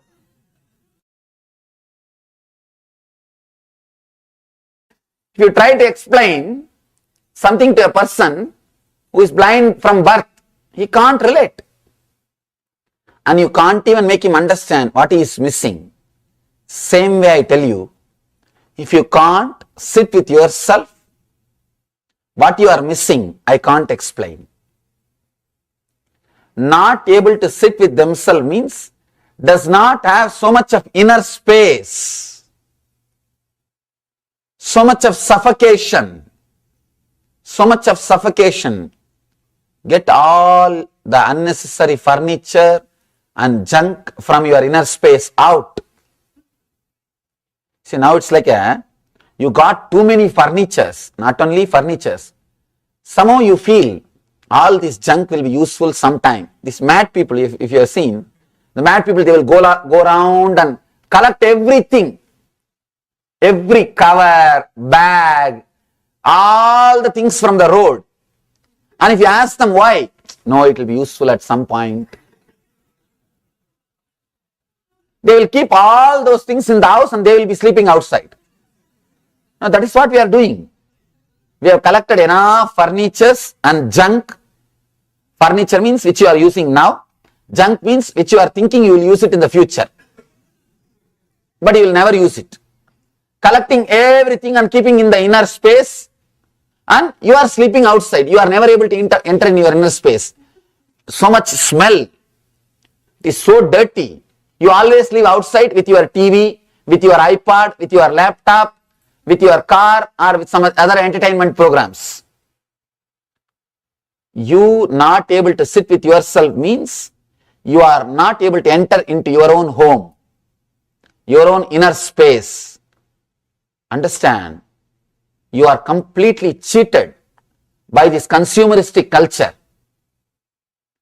The worst thing which can happen to human beings is being cheated by the consumeristic culture. Consumeristic culture means you can have anything, have more. What to do? That later on will take care. That will think later on. Now have more. You are bombarded with desires. You are blasted with advertisements. Constantly. So much of please don't mistake me. I am not disrespecting, but I am telling you the truth. So much of advertisement for food and medicine is not good. See, constantly you are seeing the restaurants. You see, I am not comparing or criticizing. Everywhere, so much of advertisement for food. What will happen? Every time when you see a food, such big burger photographs, and you will think, why not have one? so much of consumeristic attitude, life. Understand, you lose your inner space. Inner space is lost. You can't sit with yourself because you are constantly, one more thing, you are taught, you are conditioned. If you are sitting with yourself, you are lazy, useless. I am not telling you to be lazy. I am not encouraging you to be lazy. But I am saying, when you want, you should be able to sit with yourself. You should have integrity, clarity, freedom, energy just to sit with yourself. Person who can't sit with himself, he may have anything, he will not have his self. You may have anything. You may can't. Why people need so much of entertainment? I have seen the people in India, I have seen, they will be 80 or 85. They would have got married, their sons would have got married, their grandkids would have got married, nothing to do. Even they can't sit with themselves. From morning till night, they will be reading that same old Hindu paper, newspaper with a big glass and matrimonial columns. What for? Nobody knows. Just because they can't sit with themselves. No, true. Truth. All the old magazines they will collect and they will be sitting and reading. What is there in the old newspaper? No, what else is there to do? Because running so much, you lost the ability to sit with yourself. You lost the ability to sit with yourself. The cerebral layer means disintegrated being, unconnected being, completely disconnected with yourself is the reason why we are not able to experience the power of sound. Understand? When Vishwamitra can experience, when Durvasa can experience, when Arjuna can experience, then why can't we?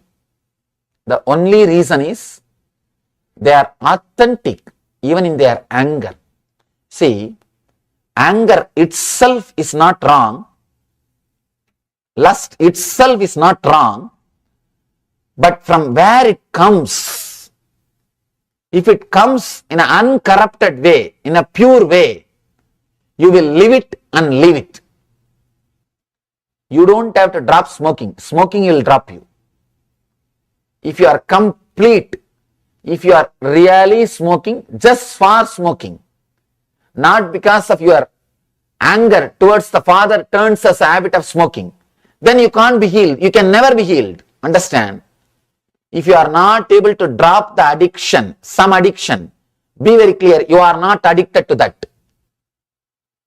The root of the addiction is somewhere else. People come and tell me, I am addicted to alcohol. Swamiji, please heal me, cure me. I tell them, what do you mean by the word addiction? Do you want to drink? No. Then why do you drink? At that point, I want to drink. Why? You know you don't want to drink. How can you say you are not able to control? People ask me, please, you control me, Swamiji.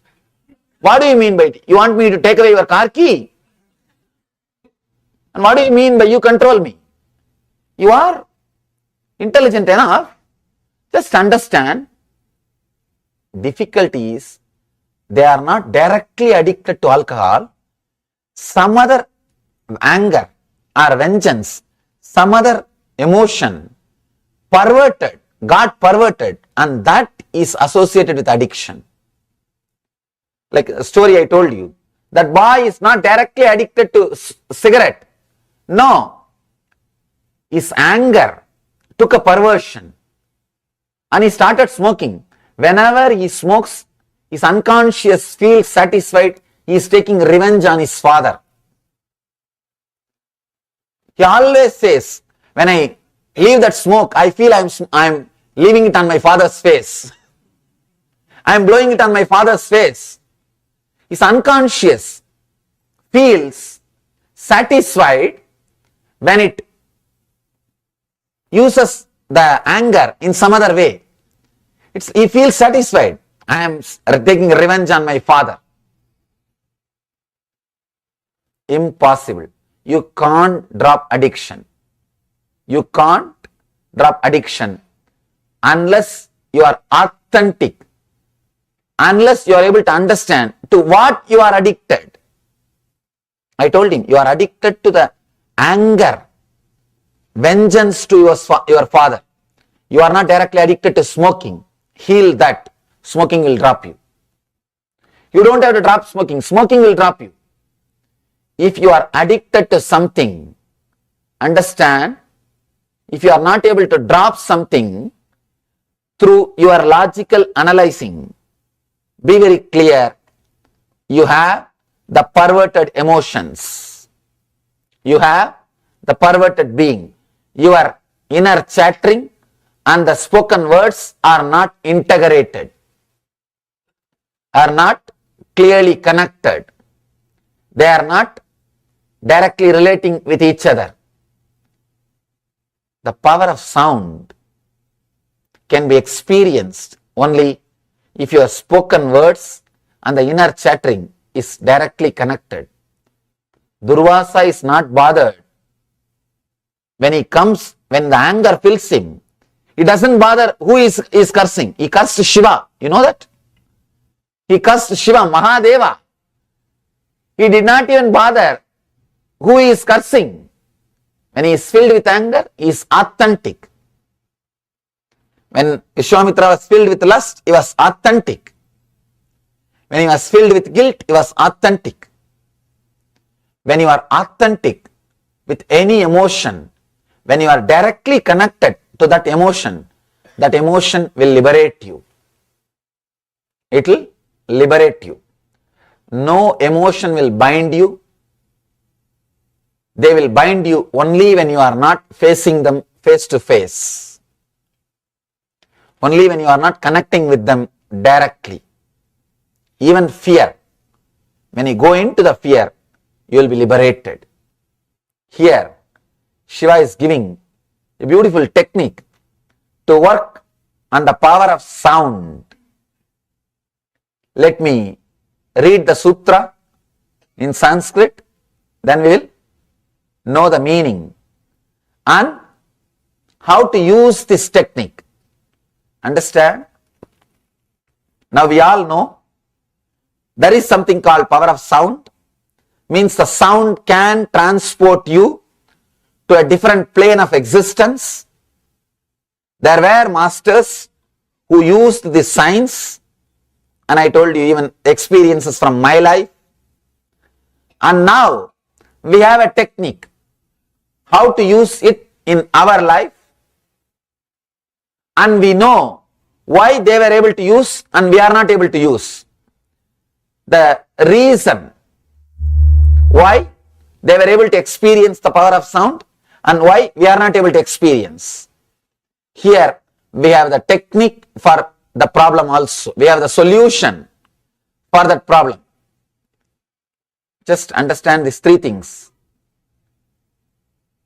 Through the power of sound, you can be transported to a different plane of existence, and it is possible. Many have lived. Second fact, we are not able to live. Something is wrong with us. How we can achieve that same power? How we can relate, connect with that power? Here Shiva is giving us the technique for two things. One, how to connect yourself, elevate yourself to the level where you can use the power of sound. And the second, how to use that power of sound and achieve enlightenment. Two things. He is first going to help you to integrate. Next, he is going to help you to evolve. Integrating yourself and evolving beyond yourself. Here he is giving the technique. Let me read the sutra.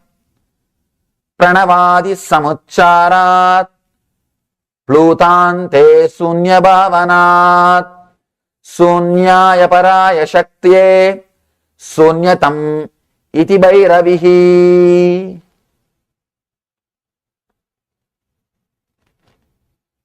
Again, the big problem is translation. Sanskrit is such a poetic language. You can't translate poems. Even from English poems to English prose. No. You can't translate. If you translate, you can say what he means, but you can't say what all he wants to express. Maybe you can express only one dimension. Poem is like a 360-degree vision. Prose is like a 120-degree vision. Poem is like a 360-degree vision. Prose is like a 120-degree vision. Only one slice of a pizza. One bit. You can't express the whole truth.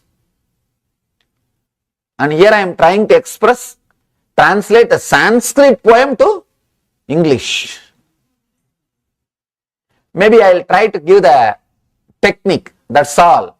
I don't think I will be able to translate the sutra completely. Intone a sound, O Bhairavi, as Om, the A-U-M, A-U-Ma, the Pranava. Slowly, as sound enters the soundfulness, let you also enter and become enlightened. Very simple sutra.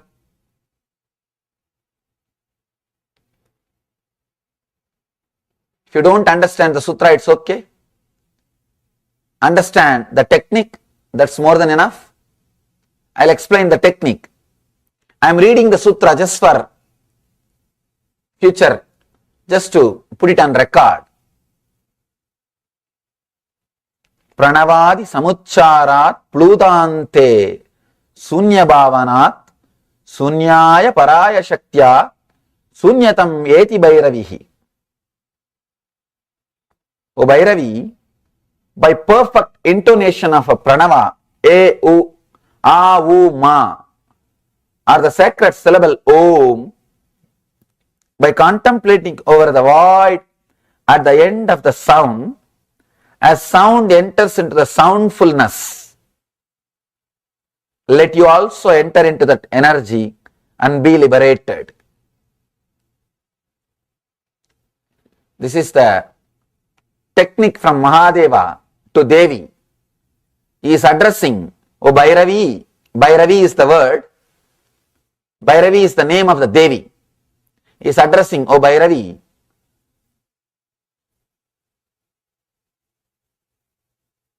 use this technique and experience, let the people experience enlightenment.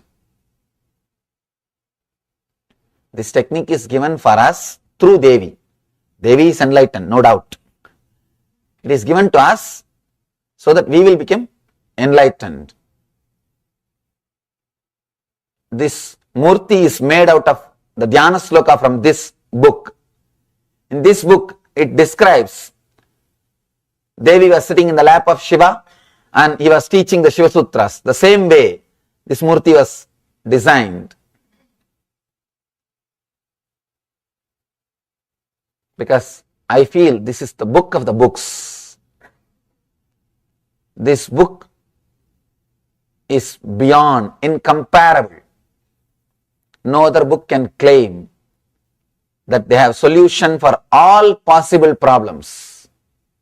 Here, practically Shiva solves all the existing, existed and yet to exist problems. He gives solution for everything. He says, intone a sound as A-U-M, Om, A-U-Ma, slowly, As sound enters soundfulness, let you also enter and liberate. Let's understand the technique first.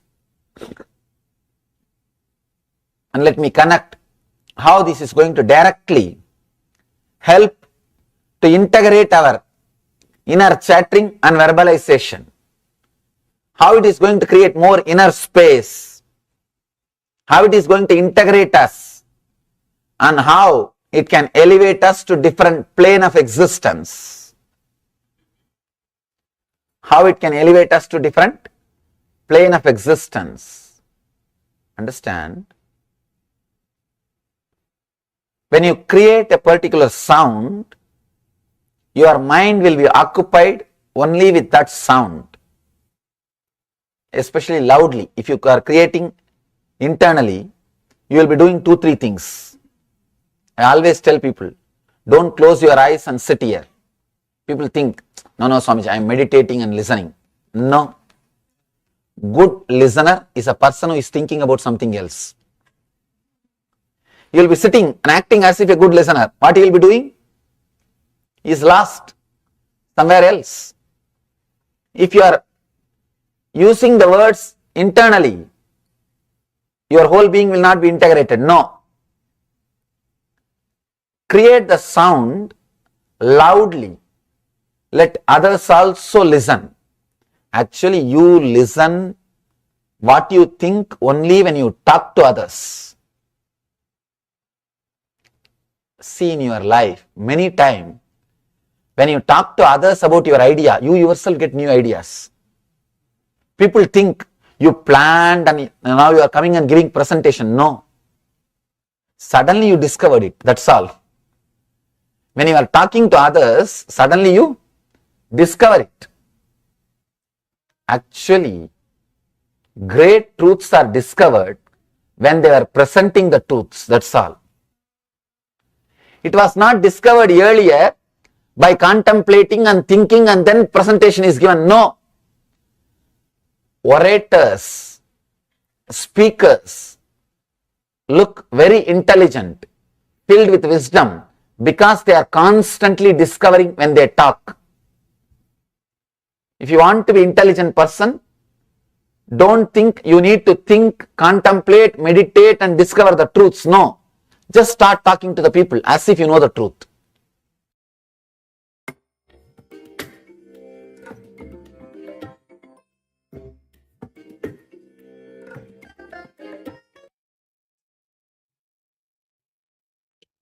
Yes, Nityan, all of you. So, elevating your consciousness through the power of sound. The sound says, first, through the method and elevate your consciousness, and then use the power of sound to reach that space of pure oneness. And Swami says that even whenever you have fear or anger, just look into it. When you look into it, you'll see that emotion completely leaves you. You'll get fulfilled by that emotion. So I say with every emotion that you, when you live it fully, Swamiji gave example of Durvasa Rishi. For in Vedic tradition, is quite popular name, the Durvasa Rishi. So he used to get angry. In anger, he even cursed Mahadeva. He also cursed Shiva. So he didn't look who he is cursing.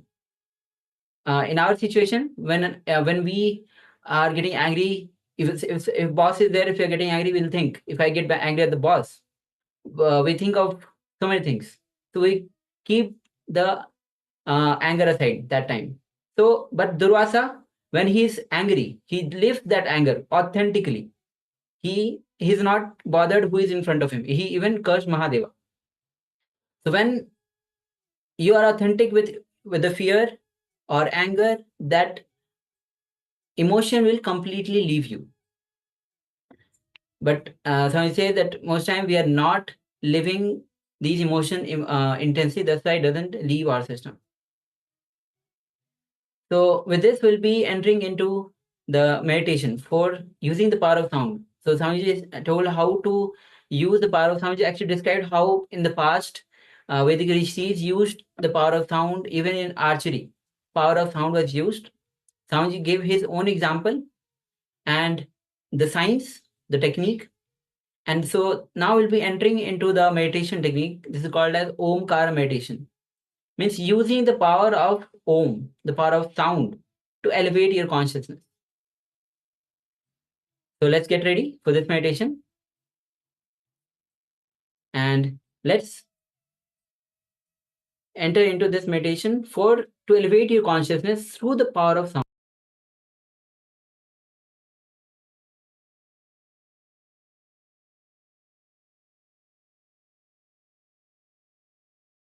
Now, some of the great truths in Sanskrit, we say, by listening, you learn only 1/4. By meditating and contemplating, you know half. The third portion, you will learn only when you talk to others.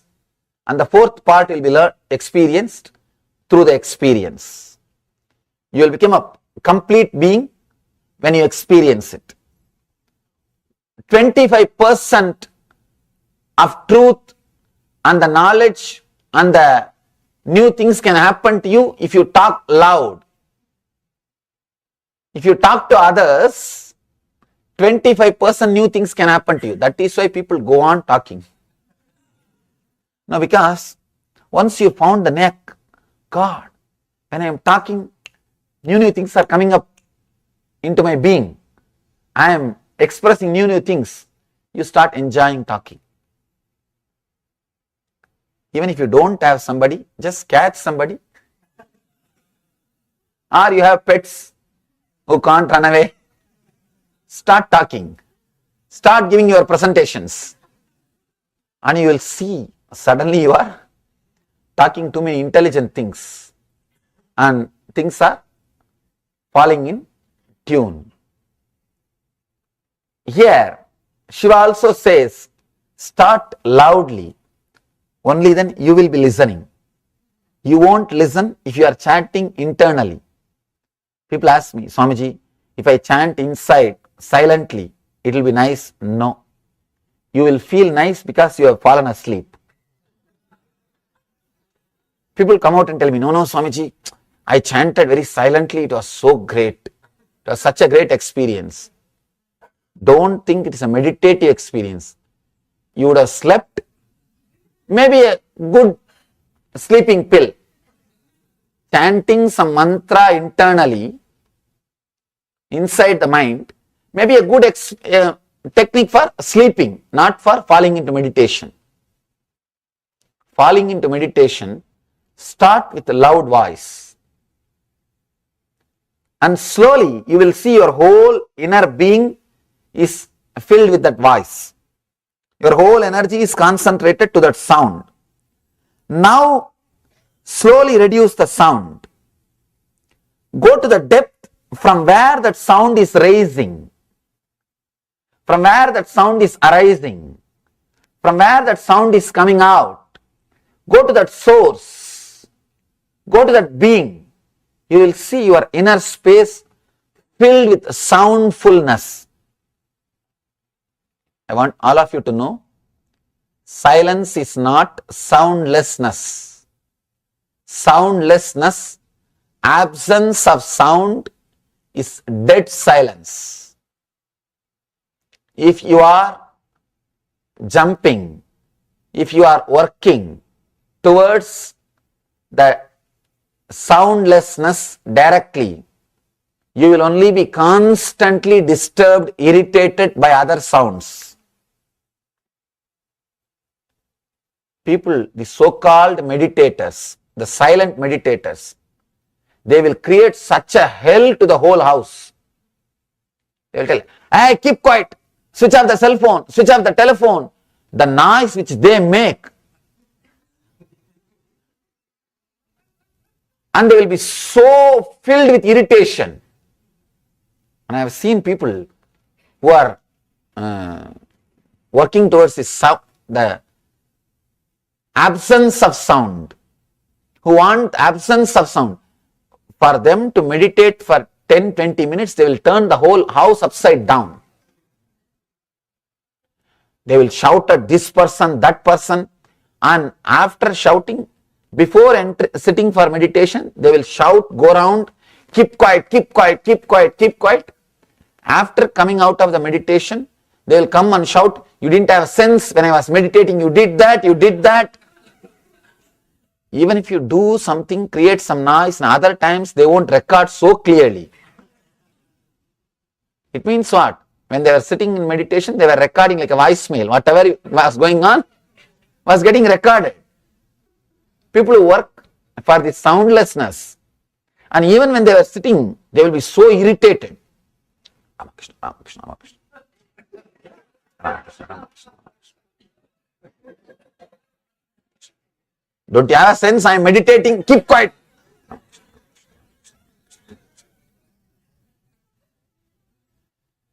When you are working towards the dead silence, even a small sound will irritate and disturb you. You are bound to be, because you are excluding. Anything which you exclude will take revenge on you.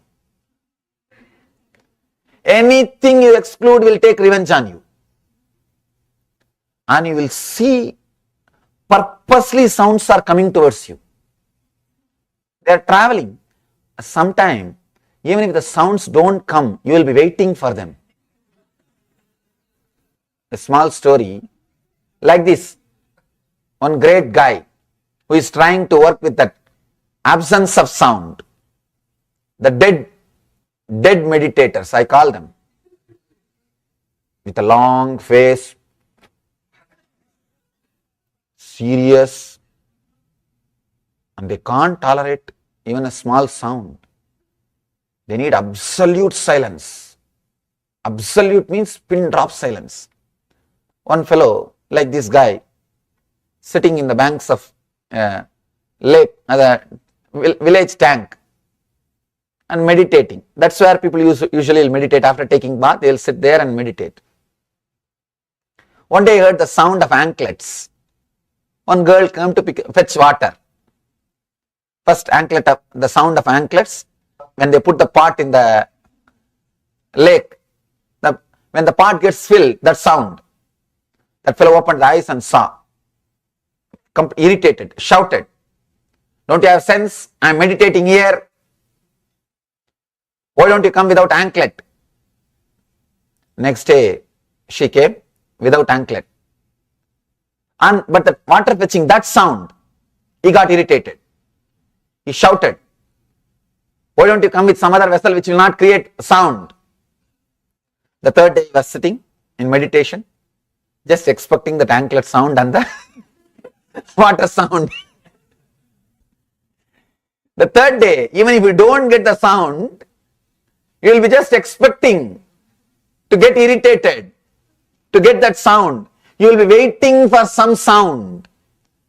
When you want complete the soundless silence, you are in trouble. Here Shiva says, enter into the soundfulness, the intensity of sound.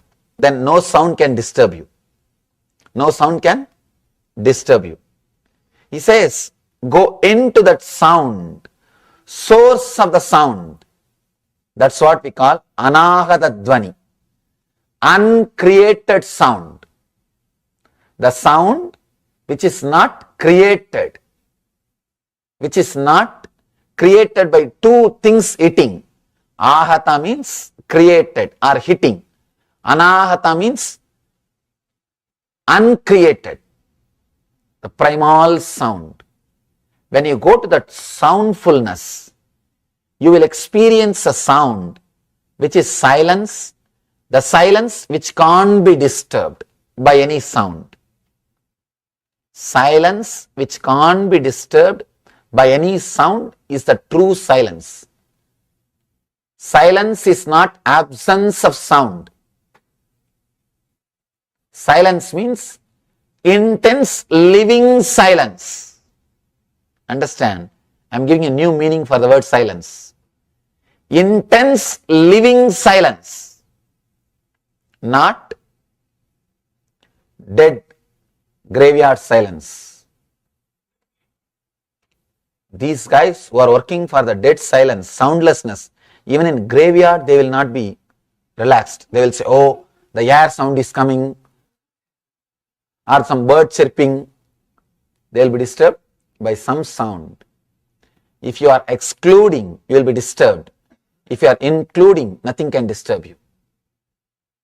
Shiva is a great master who includes everything. Who includes everything. Let me describe the technique so that you can play with this technique. Play with this powerful technique. Understand? This technique will do two work. One, will first heal you, integrate you, so that you can start experimenting and experiencing the power of sound. You will achieve the state of Vishwamitra, Vasishta, Durvasa. You will be able to play with the power of sound.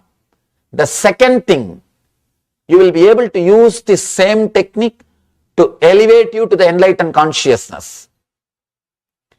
Healing you is one part, elevating you is second part. Healing you means bringing you to the level of Durvasa, Vasishta, the Vishwamitra. Elevating you means what I said, that just by sound you can walk on fire, you will not be burnt. That is elevating. Transporting you to the different plane of existence. Both can be done by just this one technique. People ask me, technique seems to be so small, how can such big work happen, Swamiji? It feels like too good to be true. Understand, when you get a key, when you get a small key, if you start analyzing logically, gosh, such big house, such small key, I think this owner is cheating me.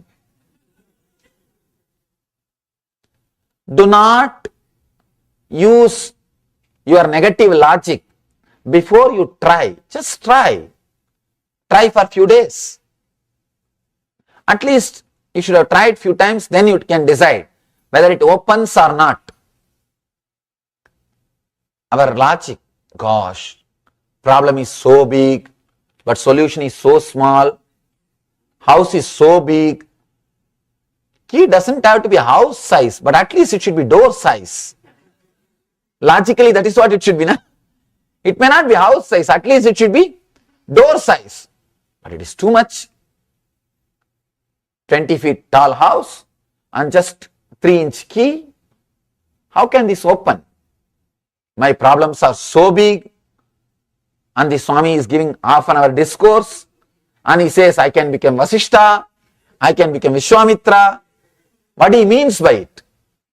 Understand, I am not here to give you any false promise. No. I am not here to give you something which is too good to be true. I am here just to share the things which I experienced, and just to share the technology which millions have experienced. Millions have experienced.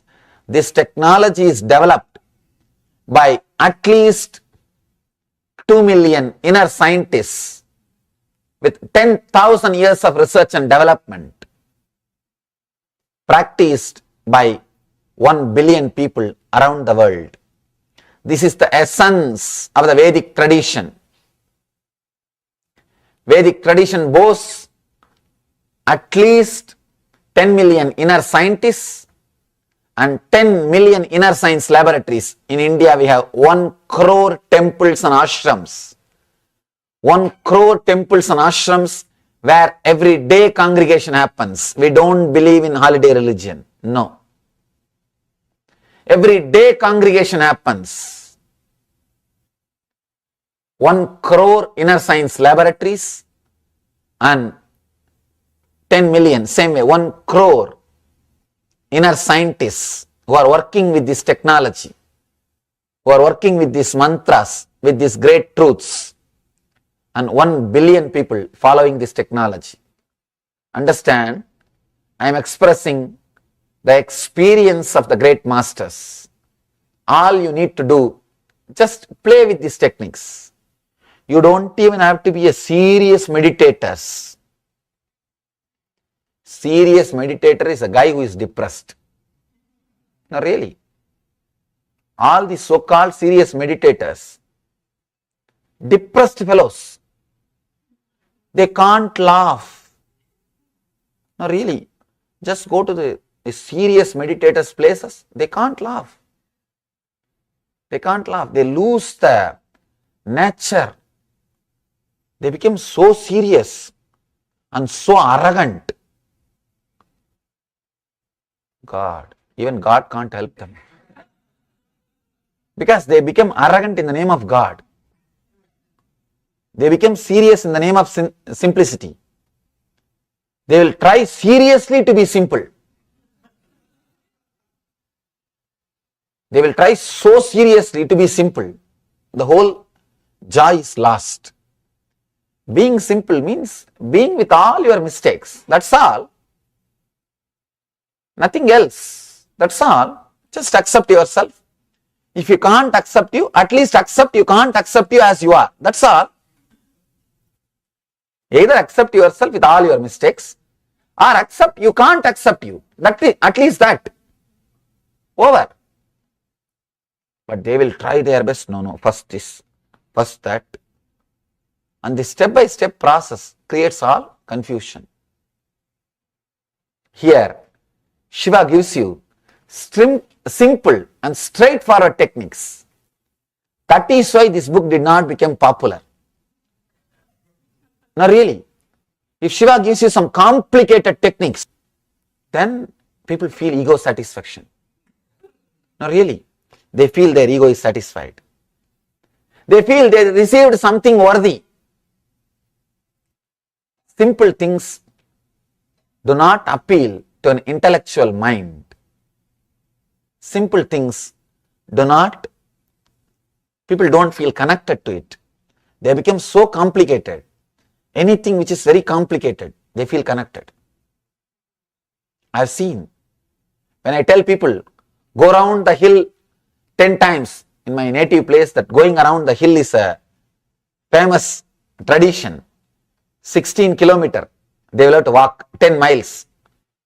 If I tell them, please go around that Arunachala hill, do the Girivalam for 10 times, they will leave so happily that they will go out and tell, Swamiji gave me big solution, all my problems disappeared, I am so happy I came and met him. If I tell them, please sit for 10 minutes and meditate every day, I think this Swami doesn't know much. This Swami doesn't know much about spirituality. It's okay. I think he is after all young person. He will not know too much about spirituality. I think anyhow, whatever he knows, he told me. But I will go for second opinion. See, when you tell something which is straight, people feel it's okay. I just came to see what he tells. I just came to check out. And they don't feel connected.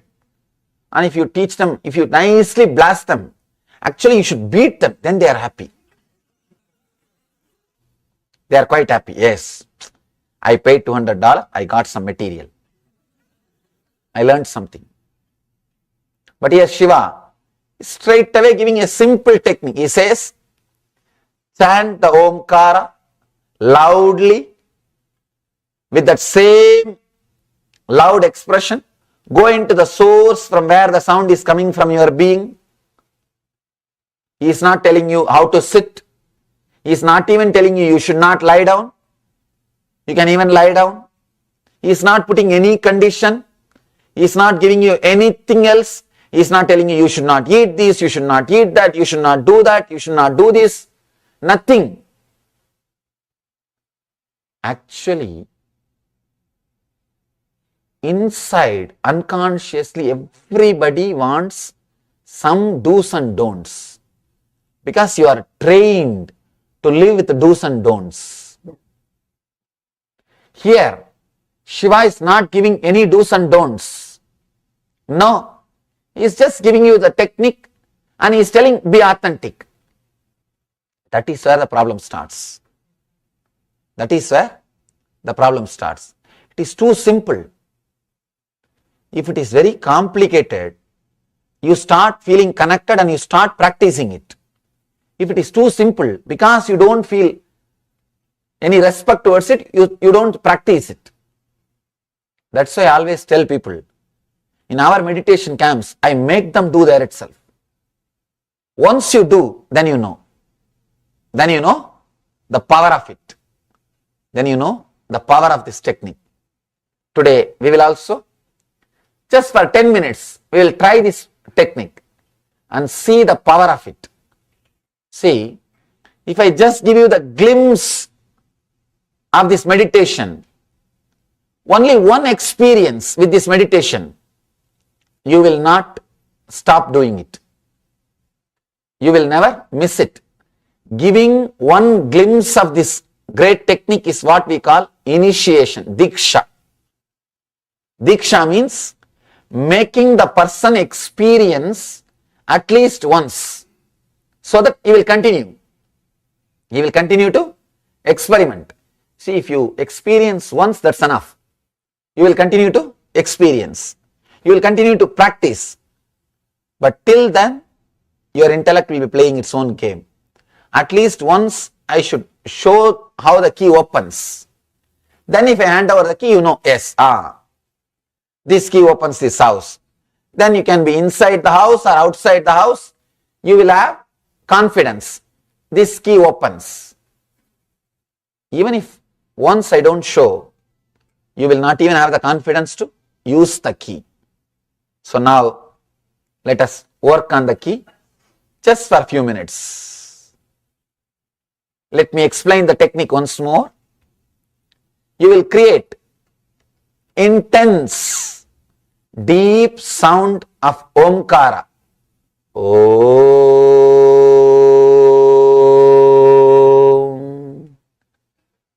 When you create that sound, for a few minutes you will be listening to that sound.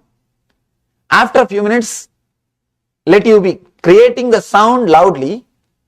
Along with that, just internally search the source of the sound, from where that very vibration is coming. Where is the source of that vibration, that sound? Understand? First, you will listen the sound which you are creating. Then you will go to the source of the sound, from where the sound is coming.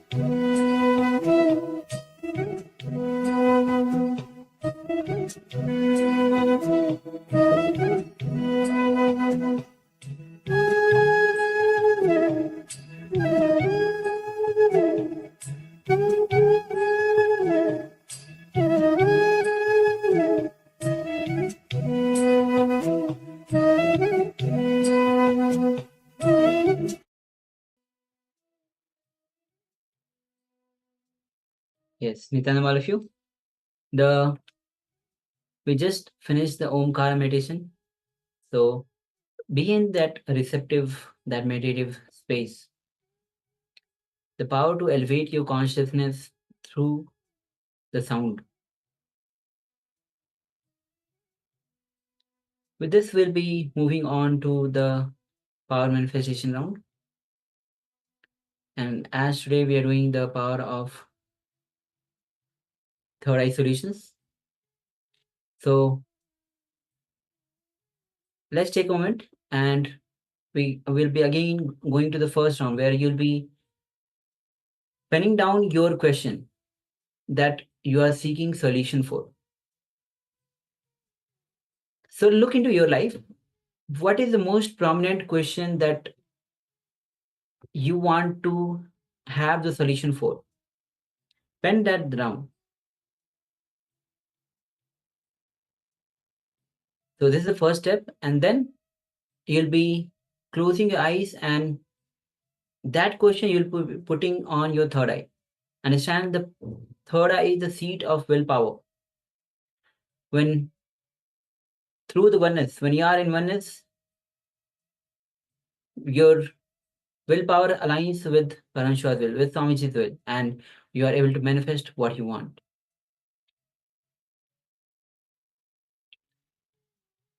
So go ahead, take a moment and pen down the questions for which you're looking for the solution for. Make sure that the question which you're burning with, you are actually, this question means for you. Pen down that question.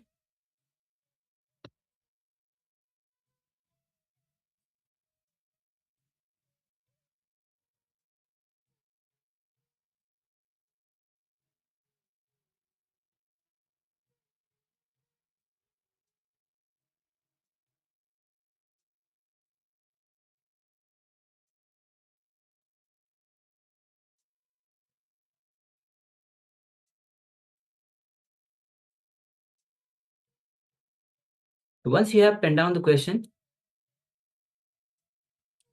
now sit with your head, neck, spine in a straight line to facilitate the Kundalini to rise up. Energy, rise up. Sit with your eyes closed and visualize Swamiji in your inner space. His energy is flowing through you, filling your whole body. Every cell in your body is getting energized with Swamiji's energy. His love, his compassion is filling your whole system.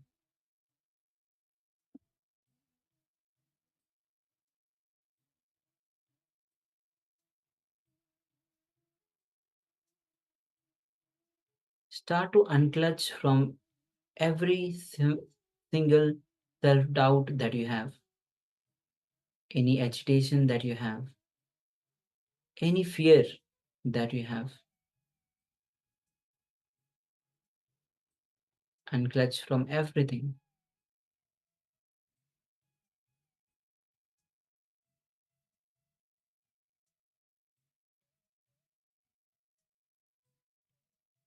Go on unclutching.